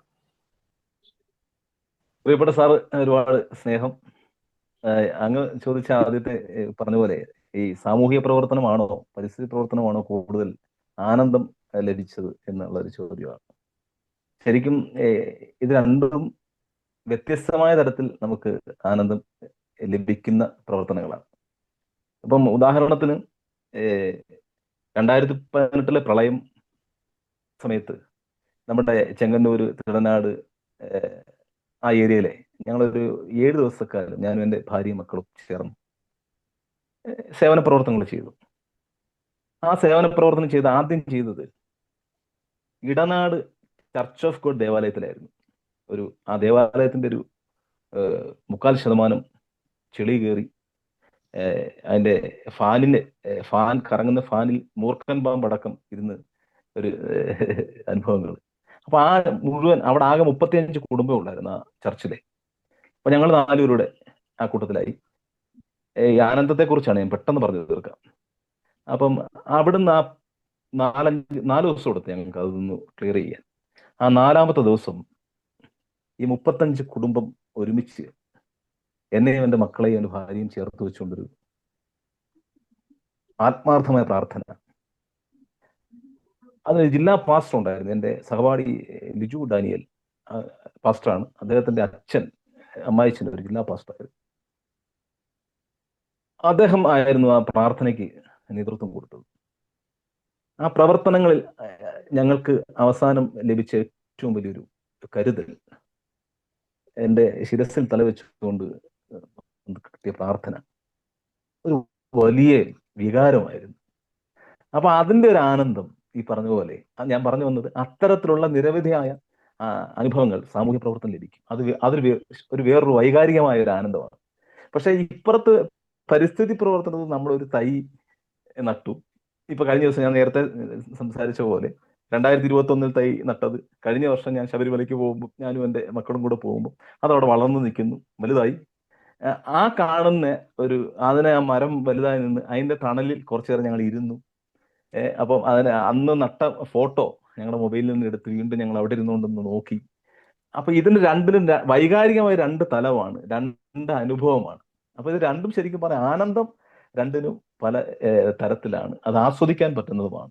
അതാണ് അതിനെക്കുറിച്ച് പറയാനുള്ളത്. മറ്റൊന്ന്, ഈ നടുന്ന ചെടികൾ സംരക്ഷിക്കപ്പെടുന്നുണ്ടോ, അതിന് വെള്ളം ഒഴിക്കുന്നുണ്ടോ എന്നൊക്കെ ഉള്ളത്. ആദ്യകാലത്ത് ഞങ്ങൾ ഇറങ്ങിയപ്പം ഈ 21,500 നട്ടു എന്ന് പറയുന്നത് വിദ്യാലയങ്ങളിലെ നടുന്നത് ചിലപ്പോൾ ഒരു സ്കൂളിലെ 1000 കുട്ടികൾ ഉണ്ടെങ്കിൽ ചിലപ്പോൾ ആ സ്കൂളിൽ നമ്മൾ നടുന്നത് ചിലപ്പോൾ ഒരു 50 ചെടിയായിരിക്കും. ബാക്കി ചിലപ്പോൾ കുട്ടികളുടെ കയ്യിൽ വീടുകളിൽ നടാൻ കൊടുക്കുകയായിരിക്കും. അപ്പോൾ അവിടെ ഒരു വാട്സാപ്പ് ഗ്രൂപ്പൊക്കെ രൂപീകരിക്കും ആ സ്കൂളിലെ. അതിലെ ഫോട്ടോ കുട്ടികളും അതിനെ സംരക്ഷിക്കുന്നുണ്ടോ. പക്ഷെ എന്നായിരുന്നാലും ഞാൻ പറയുന്നത് എൻ്റെ അനുഭവത്തിലെ പബ്ലിക് പ്ലേസിലെ നമ്മൾ ചെയ്യുന്നത് എല്ലാം ശരിക്കും വേണ്ട രീതിയിൽ ഗുണപ്പെടുന്നില്ലായിരുന്നു. അത് നമ്മളൊരു 1000 തൈ നട്ടാൽ അങ്ങേറ്റ ഒരു 30 തൈ മാത്രമേ മരമാകുന്നുള്ള സാഹചര്യമുള്ളൂ. അത് പലതരത്തിൽ ഈ പറഞ്ഞ പോലെ അതിനെ വെള്ളം ഒഴിക്കാനോ അല്ലെങ്കിൽ വേനൽ അതിയായ ചൂട് വന്നോ അല്ലെങ്കിൽ ഏതെങ്കിലും തരത്തിൽ ഇപ്പൊ ഞങ്ങൾ എറണാകുളത്ത് ചെന്നൊരു 10 കിലോ ചക്കക്കുരു പൈപ്പ് ലൈൻ റോഡിൽ ഒരു 12 കിലോമീറ്റർ കുഴിച്ചിട്ടു. അങ്ങോട്ട് കുഴിച്ചിട്ട് പോയി പലരും തെറിയൊക്കെ പറഞ്ഞു, അസഭ്യമൊക്കെ പറഞ്ഞു അവിടെയുള്ള നാട്ടുകാർ. പക്ഷെ അതൊന്നും നമ്മൾ ശ്രദ്ധിച്ചില്ല. ഞങ്ങൾ അതിനെയൊക്കെ മറികടന്ന് ഇത് കുഴിച്ചിട്ട് അങ്ങോട്ട് പോയി. തിരിച്ചിങ്ങോട്ട് വരാൻ നേരം ഒരു 40 ആടുമായിട്ട് ഒരു കർഷകൻ, ഒരു ക്ഷീര കർഷകൻ വരികയാണ്. അദ്ദേഹം ചോദിച്ചു, നിങ്ങൾ എന്തോ കുഴിച്ചിട്ട്? ഞാൻ പറഞ്ഞു, ഇങ്ങനെ ഞങ്ങൾ ചക്കക്കുരു കുഴിച്ചിട്ട് നാളെ പ്ലാവായി വരും, നിങ്ങൾക്ക് ഗുണപ്പെടും. പുള്ളി പറഞ്ഞു, ഒരു ഗുണവും പെടത്തില്ല. ഇവിടെ എന്നെ പോലെ ആടിനെ വളർത്തുന്ന ആൾക്കാർ സാധാരണക്കാരോട് ഒരുപാട് പേരുണ്ട്. ഞങ്ങൾ രാവിലെ അഴിച്ചു വിടും, വൈകിട്ട് ഇതിനെ കൊണ്ടുവരുമ്പം നിങ്ങൾ കുഴിച്ചു വെച്ച കിളിച്ചു വരുന്നത് കടിച്ചുകൊണ്ട് പോകുമെന്ന് പറഞ്ഞു. അപ്പൊ അത്തരത്തിലുള്ള സാഹചര്യങ്ങളും അനുഭവങ്ങളും ഉണ്ടായിട്ടുണ്ട്. അപ്പൊ പക്ഷേ അപ്പോൾ ഞങ്ങൾ വേറൊരു ഐഡിയ ഉണ്ടായി. പൂജയ്ക്കൊരു പൂജാമരം, ദേവവൃക്ഷം എന്നൊക്കെ പല പേരിട്ടുകൊണ്ട് ആത്മീയമായിട്ട് ഇതിന് പേരിട്ടുകൊണ്ട് ദേവാലയങ്ങളിലെ അങ്ങോട്ട് നടാൻ തുടങ്ങി. 1000 എണ്ണം നട്ടാൽ 900 എണ്ണം മരമാകുന്നുണ്ട് എല്ലാ ദേവാലയങ്ങളിലും. കാരണം അതിനെ സംരക്ഷിക്കപ്പെടുന്നുണ്ട്. പ്രത്യേകിച്ച് പള്ളികളിൽ പരിസ്ഥിതി ഒരു ചിന്ത. അവിടെ നമ്മളൊരു പള്ളിയിൽ ഒരു മരം കൊണ്ടുവന്ന് അച്ഛനോട് പറയുകയാണ്, അച്ഛാ ഇന്നാണ് ഇപ്പം അങ്ങനെ ഇപ്പം പറഞ്ഞതിന്റെ ആശയമൊക്കെ പറഞ്ഞ് മനസ്സിലാക്കി ഉറപ്പായിട്ടും അത് അവിടെ കിളിക്കും. കാരണം അതിനെ നോക്കാൻ വേറെ ആളെ നിർത്തിയിരിക്കുക ദേവാലയങ്ങളിൽ. അപ്പൊ അങ്ങനെ ആത്മീയമായ ഒരു പരിവേഷം ഒരു ചെടിക്ക് പേരിട്ടുകൊണ്ട് നമ്മൾ നട്ടു കഴിഞ്ഞാൽ അത് കൃത്യമായിട്ട് നടക്കുന്നുണ്ട്. ഇപ്പൊ ഞങ്ങളുടെ ഒരു ചിന്ത അതാണ്. അപ്പൊ അവിടെ പക്ഷെ പബ്ലിക് പ്ലേസിൽ ഈ പറയുന്ന പോലെ 1000 മരം നട്ടാൽ തൈ നട്ടാൽ ചിലപ്പോൾ ഒരു 10-20 കിളിച്ചാലായി. ബാക്കി ഈ എല്ലാം ഇപ്പൊ ഈ പറഞ്ഞ പോലെ ദേവാലയങ്ങളിലും മറ്റ് പ്രത്യേകമായ വ്യക്തികളുടെ വീടുകളിലും ഒക്കെ ചെയ്യുമ്പോൾ അതൊക്കെ ഒരു പരിധി വരെ ഒരു 65% ആയി വരുന്നുണ്ട്. പിന്നെ ഈ സാറ് പറഞ്ഞ പോലെ ഈ ഏറ്റവും പ്രധാനപ്പെട്ട ഒരു പോയിന്റാണ് സാറ് പറഞ്ഞത്, വനം വളരുന്നില്ല, വന്യമൃഗം എണ്ണം കൂടുന്നുണ്ട്. സാറ് പറഞ്ഞത് കറക്റ്റാണ്. ഇതിന്റെ സെൻസസ് നടക്കുന്നുണ്ടോ എന്ന് ചോദിച്ചാൽ നടക്കുന്നുണ്ടോ എന്ന് പറയുന്നുണ്ട്. പക്ഷെ 500 ആനയിൽ നിന്നും 10,500 ആനയിലേക്ക് എത്തിയെന്നാണ് ഇപ്പൊ അറിയപ്പെടുന്നത്. അപ്പൊ ഈ വനം, ഈ സാറ് പറയുന്നത് ഇവർക്ക് താമസിക്കാനുള്ള ഇടം വളരുന്നില്ല, പക്ഷെ അവര് ഇഷ്ടംപോലെ അംഗസംഖ്യ കൂടുന്നുണ്ട്. അതിന് ഈ പറഞ്ഞ പോലെ ചില മൃഗങ്ങൾ, കടുവയ്ക്കും പുലിക്കും ഒക്കെ അതിൻ്റെതായിട്ടുള്ള ദൂരപരിധി, അവർക്ക് യാത്ര ചെയ്യാനൊക്കെ ഉള്ളൊരു പരിധിയുണ്ട്. അതിന്റെ എണ്ണം കൂടി കഴിയുമ്പോൾ പക്ഷേ ഈ പറഞ്ഞതിന്റെ കൂട്ട് അത് കാട്ടിൽ നിന്നും നാട്ടിലേക്ക് ഇറങ്ങുന്ന ഒരു സിസ്റ്റം ഉണ്ട്. ശരിക്കും ഒരു 99% അത് തന്നെയാണ് ഇതിന് കാരണം. അതിനെന്താണ് മാർഗം എന്നുള്ളത് നമ്മളിങ്ങനെ ഈ ചർച്ച ചെയ്യപ്പെടുക എന്നുള്ളത് അല്ലാതെ വലിയ വലിയ ആൾക്കാർ ഇരുന്ന് ചിന്തിച്ച് എടുക്കേണ്ട കാര്യങ്ങളാണ്. അപ്പം ഒരുപാട് സ്നേഹം, നന്ദി, ദൈവം അനുഗ്രഹിക്കട്ടെ. Thank you. Thank you very much. Okay, അടുത്തത് ശ്രീ ഫിലിപ്പ് കല്ലട സാറിന് സംസാരിക്കാം. ഓക്കെ, സുനിൽ സുരേന്ദ്രൻ സാറിൻ്റെ പ്രസംഗം ഞാൻ ശ്രദ്ധിച്ചു കേൾക്കുകയായിരുന്നു. വളരെ കാലമായി കേൾക്കാൻ ആഗ്രഹിച്ച ഒരു കാര്യം. കാരണം നമ്മുടെ നാട് ഒരു മരുഭൂമിയായി തീരാതിരിക്കുന്നതിന് കാരണം സാറിനെ പോലെയുള്ള നല്ല ആൾക്കാരുടെ പ്രവർത്തനമാണ്. മരം മുറിച്ച് കാശുണ്ടാക്കി ലാഭക്കുതിയന്മാരായി തീരുന്ന മനുഷ്യരുടെ ഇടയിൽ ഇങ്ങനെ ഒരു മനുഷ്യൻ പ്രകൃതിക്ക് വേണ്ടിയും മനുഷ്യന് വേണ്ടിയും കുടുംബമായി കഷ്ടപ്പെടുന്നു എന്നുള്ളത് വളരെ സന്തോഷം നിറഞ്ഞ ഒരു കാര്യമാണ്. എനിക്ക് 2-3 കാര്യങ്ങൾ പറയാനുള്ളത്. ഒന്ന്, ഒരു 100 വർഷം മുൻപ് ഇടുക്കിയില്ല മിക്കവാറും വനമേഖല മാത്രമായിരുന്നു. മനുഷ്യരവിടെ കയറി മുഴുവൻ ഇപ്പോൾ ജനങ്ങളുടെ ആധിപത്യമായി വനം കുറഞ്ഞു എന്നുള്ളത് സത്യമാണ്. വനം കുറയുകയും മൃഗങ്ങളുടെ എണ്ണം കൂടുകയും ചെയ്തപ്പോൾ അതിൻ്റെ പ്രയാസം മുഴുവൻ അനുഭവിക്കുന്നത് അതിനോട് ചേർന്ന് ജീവിക്കുന്ന മനുഷ്യരാണ്. എല്ലാ ദിവസവും നമുക്ക് പത്രത്തിൽ കാണാം, ആന കുത്തിക്കൊന്നു, സിംഹം എടുത്തുകൊണ്ട് പോയി എന്നൊക്കെ പറഞ്ഞ്. ഇങ്ങനെയുള്ള അനുഭവത്തിൽ നിന്നും രക്ഷപ്പെടുവാൻ നമ്മൾക്കൊന്നും ചെയ്യാൻ സാധിക്കില്ല. ചെയ്യാവുന്നത് നമ്മുടെ ഗവൺമെൻറ്റിനാണ്. ഗവൺമെൻറ് വിൽസൺ സാർ പറഞ്ഞ പോലെ കൃത്യമായ നിയമങ്ങളുണ്ടാക്കി അധികം വരുന്ന മൃഗങ്ങളെ കയറ്റുമതി ചെയ്യുകയോ കൂട്ടിലടയ്ക്കുകയോ ചെയ്യുന്നതിനൊക്കെയുള്ള നിയമം ഉണ്ടാക്കുകയും ആ നിയമം കർശനമായി പാലിക്കുകയും ചെയ്യുന്ന ഒരു സമൂഹമുണ്ടെങ്കിൽ, ഒരു ഉദ്യോഗസ്ഥ വൃന്ദമുണ്ടെങ്കിൽ തീർച്ചയായിട്ടും നമ്മുടെ പ്രശ്നം പരിഹരിക്കാം. അല്ലെങ്കിൽ സംഭവിക്കുന്നത് നാം ഇന്ന് കഷ്ടപ്പെട്ടുകൊണ്ടിരിക്കും, ഗവൺമെൻറ് ഒന്നും ചെയ്യുകയുമില്ല. ഗവൺമെൻറ് ചെയ്യുക മാത്രമല്ല, അതിനെ പ്രചോദനം നൽകുന്ന പ്രവർത്തികൾ നാം ചെയ്യണം. ഗവൺമെൻറ് ഒരിക്കലും മരം വെച്ച് പിടിപ്പിക്കുകയില്ല. കാരണം വനമഹോത്സവത്തിന് പണ്ട് കാലങ്ങളിലൊക്കെ ആരും ദിവസവും മരം വെക്കും, പിറ്റേ വർഷം അതേ കുഴിയിൽ മരം വെക്കേണ്ട അനുഭവം ഉണ്ടാവും. എന്നാൽ അങ്ങനെയല്ല സുനിൽ സാറ് ചെയ്യുന്നത്. അത് നട്ടുപിടിപ്പിക്കുകയും അതിനാവശ്യമായിട്ടുള്ള ആൾക്കാരെ അതിന് നിയമിക്കുകയും അതനുസരിച്ച് ഒരു വാട്സാപ്പ് ഗ്രൂപ്പിലൂടെ അവരെയൊക്കെയും മുൻപോട്ട് കൊണ്ടുവരികയും ചെയ്യുന്ന അനുഭവം. അത്തരത്തിൽ മാത്രമേ വനങ്ങൾ വെച്ച് പിടിപ്പിക്കാൻ സാധിക്കുകയുള്ളൂ. വിദേശ രാജ്യങ്ങളിലൊക്കെ ഇതിനെ കൃത്യമായ നിയമങ്ങളുണ്ട്. അവിടെയുള്ളൊരു ഗുണം, അവിടെ ജനസംഖ്യ കുറവായതുകൊണ്ട് ഇതിന് സ്ഥലം വേർതിരിച്ചിടുവാനും അത് വളർത്തുവാനുമുള്ള സാഹചര്യങ്ങളുണ്ട്. നമ്മുടെ നാട്ടിലെ ജനസംഖ്യയുടെ പെരുപ്പം മൂലം ഇതൊന്നും അത്ര ശുഭമല്ല. സാറിനെ പോലെയുള്ള ആളുകൾ തമിഴ്നാട്ടിലും കുറേ പേരുണ്ട്. അങ്ങനെയുള്ളവരുടെ പരിശ്രമത്തിലൂടെയാണ്, അവിടെ മഴ കുറവാണല്ലോ എങ്കിൽ പോലും ഒരുപാട് മരങ്ങൾ വെച്ചുപിടിപ്പിക്കുന്നത് ഞാൻ കണ്ടിട്ടുണ്ട്. നമ്മുടെ രാജ്യത്ത് മുഴുവൻ ഇങ്ങനെയുള്ള ആളുകളുണ്ടായി നമ്മുടെ രാജ്യം വീണ്ടും പ്രകൃതി മനോഹരമായ ഒരു രാജ്യമായി തീരുവാൻ ദൈവം അനുഗ്രഹിക്കട്ടെ എന്ന് സാറിനെ ഞാൻ ആശംസിക്കുന്നു. നന്ദി. ഒരുപാട് സ്നേഹം സാറായ പാദങ്ങളിൽ നമസ്കരിക്കുന്നു. അങ്ങയുടെ അനുഗ്രഹം പ്രതീക്ഷിക്കുന്നു. ഒരുപാട് നന്ദി. Thank U Philip sir. അടുത്തായിട്ട് ശ്രീ GM രാജു പുലിക്കോട്ടിൽ സാറിന് സംസാരിക്കാം.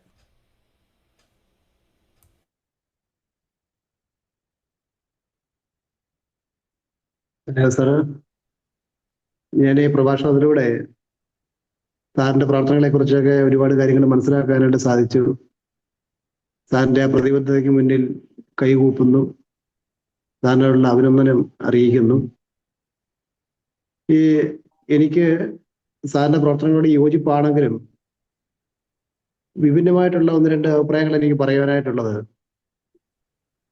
ഈ കഴിഞ്ഞ ജൂൺ 1 മുതൽ പരിസ്ഥിതി പ്രവർത്തനങ്ങളുമായിട്ട് ബന്ധപ്പെട്ട് മാധ്യമങ്ങളിലൂടെയും അതുപോലെ തന്നെ കേരളത്തിന്റെ വിവിധ കോണുകളിൽ ഈ മരം വെച്ച് പിടിപ്പിക്കുന്ന ഒരുപാട് പ്രോഗ്രാമുകൾ കാണാനായിട്ട് ഇടയായി. ക്യാമറയുടെ മുന്നിൽ തൈ വെച്ച് പിടിപ്പിക്കും, പിറ്റേ ദിവസം മുതൽ അതിനെന്ത് സംഭവിക്കുന്നു എന്ന് ആരും അറിയുന്നില്ല. പിറ്റേ വർഷവും വീണ്ടും ഇത് ആവർത്തിക്കുന്നു. ഇപ്പൊ എൻ്റെ ഒരു മനസ്സിലാക്കലാണ്, ഈ കേരളത്തില് വനവൽക്കരണ തോത് വർദ്ധിച്ചാണ് വരുന്നത്. മരത്തിന്റെ ഒരു കുറവ് അല്ലെങ്കിൽ ഈ സസ്യജാലങ്ങളുടെ ഒരു കുറവ് മറ്റ് സംസ്ഥാനങ്ങളെ അപേക്ഷിച്ച് കേരളത്തിലെ കുറവാണ്. നമ്മുടെ തോട്ടം മേഖലയൊക്കെ ആണെങ്കിലും വളരെ വ്യാപിച്ചിരിക്കും. അത് വനത്തിൻ്റെതായിട്ടുള്ള ഒരു പരിസ്ഥിതി ഇല്ല എങ്കിൽ പോലും അതും നമ്മുടെ പരിസ്ഥിതിക്ക് ഈ തോട്ടമേഖലയും ഗുണം ചെയ്തുകൊണ്ടിരിക്കുക. എന്നാൽ ഇതിനപ്പുറം കേരളത്തിന്റെ ഒരു പരിസ്ഥിതി തകരാറിന് ഒരു പരിഹാരം ഈ മരം വെച്ച് പിടിപ്പിക്കലാണോ എന്ന് എനിക്ക് സംശയമുണ്ട്. കാരണം അതിനേക്കാളൊക്കെ വളരെ രൂക്ഷമായ പ്രതിസന്ധി ഈ പരിസ്ഥിതി രംഗത്ത് കേരളത്തിലുണ്ട്. കേരളത്തിന്റെ തെക്കേ അറ്റം മുതൽ വടക്കേ അറ്റം വരെ സഞ്ചരിച്ചാൽ നമുക്ക് വിപുലമായിട്ടുള്ള ഒരു ജലസമ്പത്ത് നമുക്ക് കാണുവാനായിട്ട് സാധിക്കും. ഒരു 50 കൊല്ലം മുമ്പുണ്ടായിരുന്ന ഈ ജലസ്രോതസ്സുകളുടെ അവസ്ഥയല്ല ഇന്ന്. നമ്മുടെ തോടുകളും ആറുകളും കായലുകളും സമുദ്രം പോലും ഇന്ന് വളരെയധികം മലിനീകരിക്കപ്പെട്ട് കാണുന്ന ഒരു സ്ഥിതിയാണ്. ഇതിനെതിരെ ആരും ശബ്ദം ഉയർത്തുന്നതായിട്ട് എനിക്ക് കാണുവാനായിട്ട് സാധിക്കുന്നില്ല. നമ്മുടെ ഒരു നഗരവൽക്കരണം നമ്മുടെ ഈ ജലസ്രോതസ്സുകളെ എന്തുമാത്രം ബാധിച്ചിരിക്കുന്നു എന്ന് നമ്മുടെ സർക്കാരും ജനങ്ങളും സന്നദ്ധ സംഘടനകളും ഒന്നും തന്നെ ചിന്തിക്കുന്നില്ല. സകല ജലസ്രോതസ്സുകളും ഇന്ന് മലിനമായിക്കൊണ്ടിരിക്കുകയാണ്. ജീവൻ ഉണ്ടായതും നിലനിൽക്കുന്നതും എല്ലാം ജലത്തിന്റെ സഹായത്തോടു കൂടിയാണെന്ന് നമുക്ക് എല്ലാവർക്കും അറിയാം. എന്നാൽ ഈ ജലം സംരക്ഷിക്കാനായിട്ട് എന്ത് നടപടിയാണ് എടുക്കുന്നത്? നമ്മുടെ കേരളത്തിന് അത് ആവശ്യമാണ്. ഇവിടെ മരം ഇനി ഒന്നും വെച്ചുപിടിപ്പിച്ചില്ലെങ്കിലും സ്വാഭാവികമായിട്ട് മരങ്ങൾ വളർന്നുള്ളൂ. അതിനുവേണ്ടി ആരും ഒരുപാട് അധ്വാനിക്കേണ്ട ആവശ്യമില്ല. എന്നാൽ നമ്മുടെ കൊച്ചു കൊച്ചു ടൗണുകളിലെ കടകളുടെ വേസ്റ്റ് വെള്ളം, അതായത് ഹോട്ടലുകളിൽ മറ്റ് കച്ചവട സ്ഥാപനങ്ങളിൽ എല്ലാം ഉള്ള വേസ്റ്റ് വെള്ളം എല്ലാം ഒഴുകി പോകുന്ന ചെറിയ ചെറിയ അരുവികളിലേക്കും തോടുകളിലേക്കും ഒക്കെയാണ്. ഇതിനെന്താണ് ഒരു പരിഹാരം ഉണ്ടാക്കുന്നത്? ഞാൻ നമ്മുടെ തന്നെ ഈ ഫോറത്തിന് തന്നെ മുമ്പ് നടന്ന ഒരു ചർച്ചയിൽ ഈ വിഷയം ഞാൻ ഉന്നയിച്ചതാണ്. ഇതിനൊരു പരിഹാരം ഉണ്ടാകാതെ കേരളത്തിന്റെ പരിസ്ഥിതി പ്രശ്നം പരിഹരിക്കാനായിട്ട് നമുക്ക് സാധിക്കുകയില്ല. ഈ മരങ്ങളുടെ കാര്യം അങ്ങ് വിട്ട എൻ്റെ അഭിപ്രായം, ഇനി മരങ്ങളുടെ കാര്യം നമ്മൾ ചിന്തിക്കേണ്ട, ആ ജലത്തിലേക്കാണ് ഇനി നമ്മൾ തിരിയേണ്ടത്. ആ ജലം ശുദ്ധീകരിക്കാനായിട്ടുള്ള കായലുകളിലോ നദികളിലോ ഇന്ന് നമുക്ക് കൈ തൊടാനായിട്ട് സാധിക്കുമോ? പണ്ട് അതിനകത്തൊക്കെ ഇറങ്ങി കുടിക്കുകയും ചെയ്യാനായിട്ട് ഉപയോഗിച്ചിരുന്ന വെള്ളം ഇന്ന് കൈ തൊടാൻ പോലും അറപ്പുണ്ടാക്കുന്ന ഒരു സ്ഥിതിയിലേക്കാണ്. അതാണ് നമ്മുടെ കേരളത്തിന്റെ പ്രശ്നം എന്ന് പറയുന്നത്. മരങ്ങളല്ല, മരങ്ങൾ ആവശ്യാനുസരണം മരങ്ങൾ കേരളത്തിലുണ്ട്. ഇവിടെ ഓക്സിജന്റെ കുറവോ ഒന്നും ഇവിടെ പ്രശ്നമല്ല. കാലാവസ്ഥാ വ്യതിയാനം ഒന്നും മരങ്ങൾ കൊണ്ടല്ല. കേരളത്തിൽ അതിനേക്കാളുള്ള വിഷയങ്ങളൊന്നും ഇല്ല. എന്നാൽ ജലസമ്പത്ത് അതൊരു വിഷയം തന്നെ. മത്സ്യസമ്പത്ത് ഇന്ന് ഉൾനാടൻ ജലാശയങ്ങളിലുള്ള മത്സ്യസമ്പത്ത് ഇന്ന് ഇല്ലാതായി എന്ന് തന്നെ വേണമെങ്കിൽ പറയാം. ഇതിനൊക്കെ ഒരു പരിഹാരം ഉണ്ടാകാതെ നമ്മൾ മരം വെച്ച് പിടിച്ച് നടന്നിട്ട് ഒരു കഥയുമില്ല, ഒരു കാര്യവുമില്ല എന്ന് മാത്രമേ എനിക്ക് പറയാനായിട്ടുള്ളൂ. ഈ അഭിപ്രായം അവതരിപ്പിക്കാൻ അവസരം നൽകിയതിനുള്ള നന്ദി അറിയിക്കുന്നു.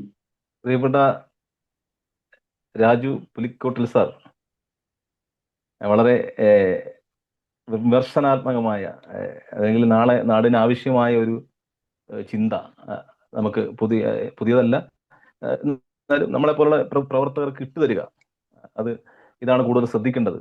അത് വളരെ നല്ലൊരു അഭിപ്രായമാണ്. അതിനെ തീർച്ചയായിട്ടും അങ്ങയുടെ അഭിപ്രായത്തെ ഏറെ സ്നേഹത്തോടെ സ്വീകരിക്കുന്നു.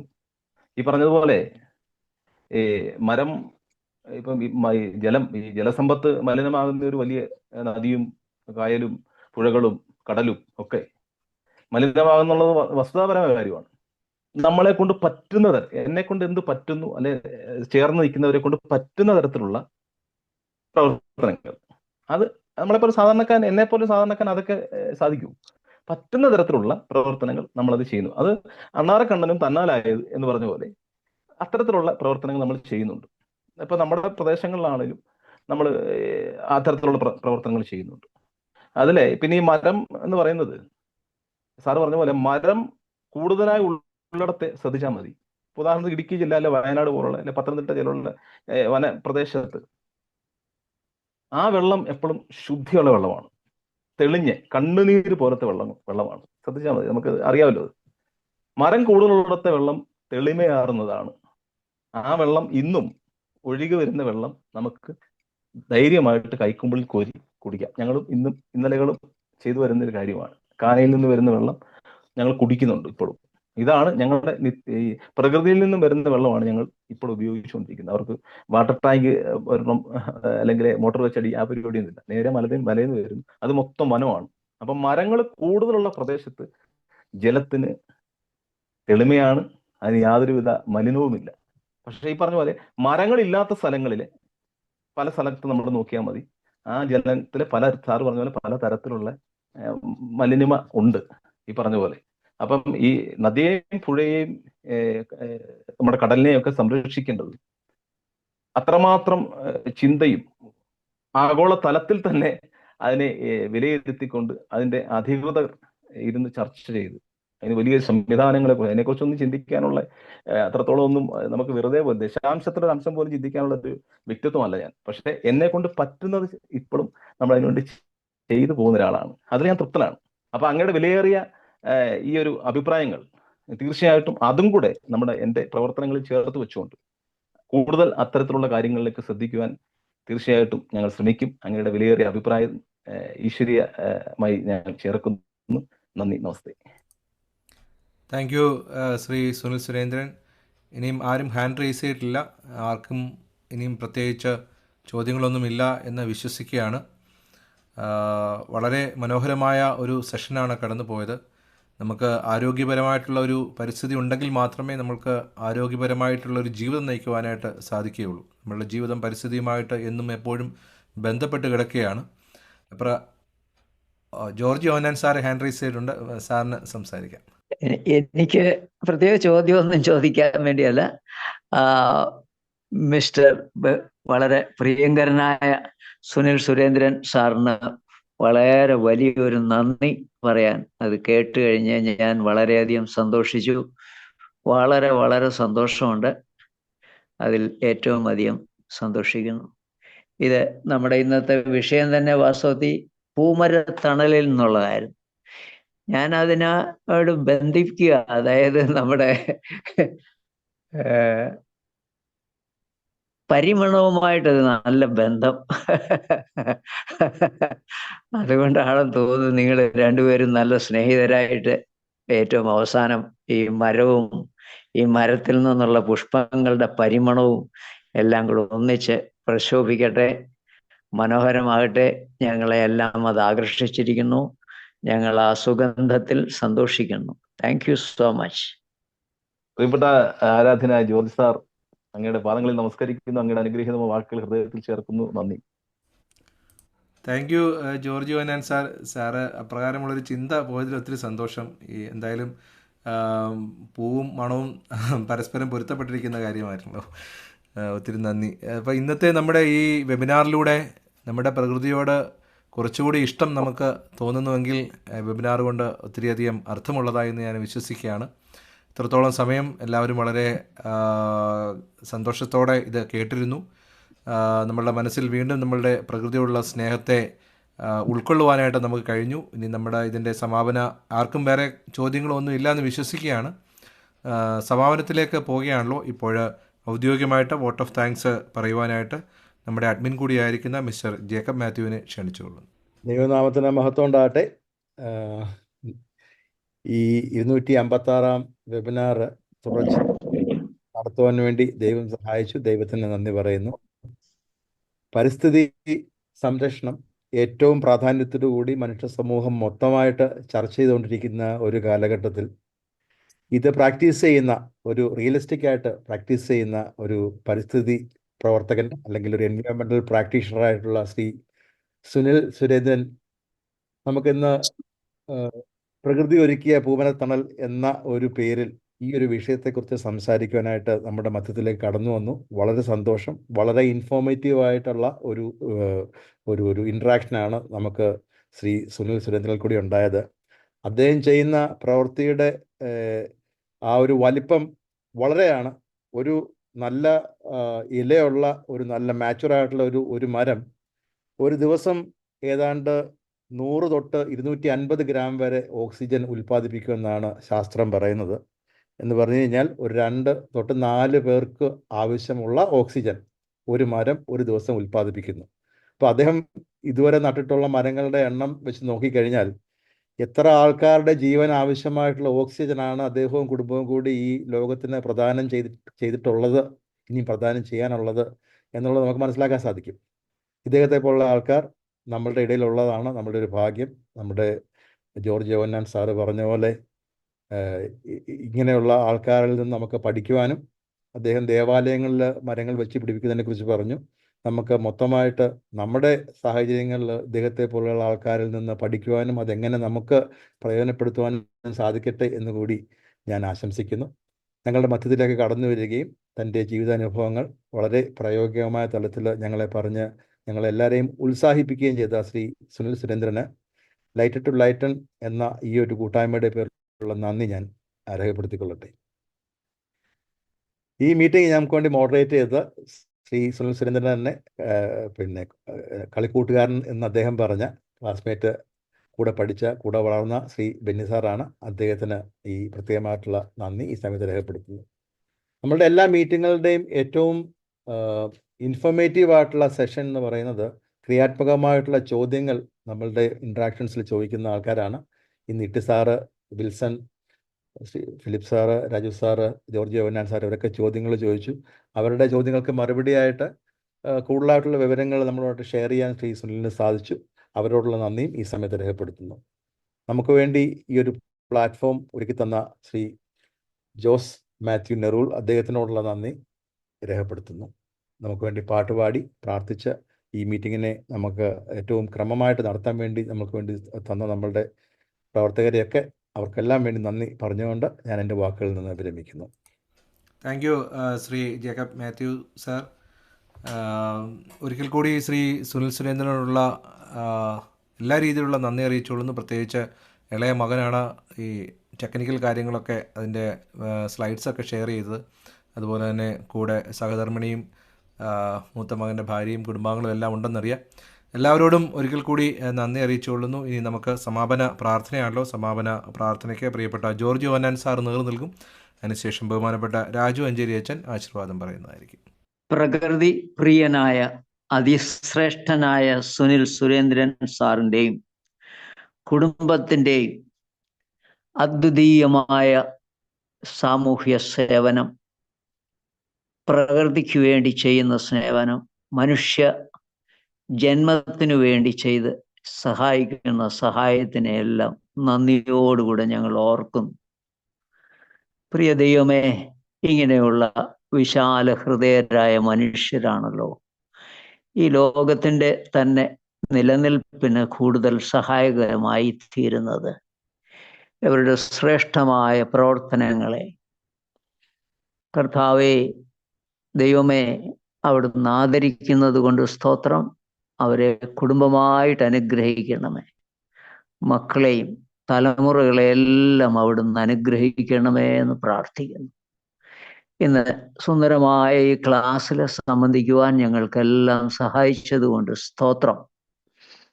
നല്ല സ്നേഹബന്ധത്തെ, അതായത് സതീർത്ഥരായിരുന്ന ബെന്നി സാറും സുനിൽ സാറുമൊക്കെ സമൂഹത്തിന് കാഴ്ചവെച്ചത്, അല്ലെങ്കിൽ അവരുടെ ജീവിതത്തെ കരുപ്പിടിപ്പിച്ച സന്ദർഭങ്ങളിൽ അവർക്ക് നല്ല കാഴ്ചപ്പാടുകൾ കൊടുത്ത ദൈവമേ, ഈ ഭൂമി ധന്യമാണെന്ന് ഞങ്ങൾ മനസ്സിലാക്കുന്നു. നല്ല ബന്ധങ്ങളിൽ കൂടെ, നല്ല കാഴ്ചപ്പാടുകളിൽ കൂടെ അനേകരെ സഹായിക്കുവാനും എല്ലാ സമൂഹത്തിനും, മൃഗങ്ങൾക്കും പക്ഷികൾക്കും തണലും എല്ലാം ലോകത്തിന് ലഭിക്കുന്നതോർത്ത് നന്ദിയോടെ സ്തോത്രം. പ്രത്യേകിച്ച് സുനിൽ സുരേന്ദ്രൻ സാറിൻ്റെ പ്രവർത്തനങ്ങളെ കൂടുതൽ ആദരിക്കണമേ. ഭാവിയിലും നന്നായി ഈ നിന്റെ വിലയേറിയ ദാസൻ ചെയ്യുന്ന എല്ലാ പ്രവർത്തനങ്ങളും കൂടുതൽ ഫലവത്താകുവാൻ സഹായിക്കണമേ. ഞങ്ങൾക്കെല്ലാം അവിടുന്ന് അനുഗ്രഹങ്ങൾ പൊഴിച്ചു തരുന്നത് കൊണ്ട് സ്തോത്രം. ഈ രാത്രിയിൽ ഞങ്ങളെ അനുഗ്രഹിച്ച് നല്ല വിശ്രമം ഞങ്ങൾക്ക് ഓരോരുത്തർക്കും തരണമേ. ഇതിനുവേണ്ടി അധ്വാനിച്ച എല്ലാവരെയും അനുഗ്രഹിക്കണമേ. യേശു കർത്താവിൻ്റെ നാമത്തിൽ ഞങ്ങളുടെ പ്രാർത്ഥന കേൾക്കുമാറാകണമേ. ആമേൻ. ആമേൻ. പിതാവായ ദൈവത്തിന്റെ സ്നേഹവും ഏകജാതനായ പുത്രന്റെ കൃപയും പരിശുദ്ധ റൂഹായുടെ സംബന്ധവും സഹവാസവും നാം എല്ലാവരുടെ കൂടിയും നാം കേട്ട ചിന്തകളോടുകൂടിയും നേതൃത്വം നൽകിയ പ്രിയ സാറിനോടുകൂടിയും ഇന്ന് മുതൽ എന്നേക്കും ഉണ്ടായിരിക്കുമാറാകട്ടെ. ആമേൻ.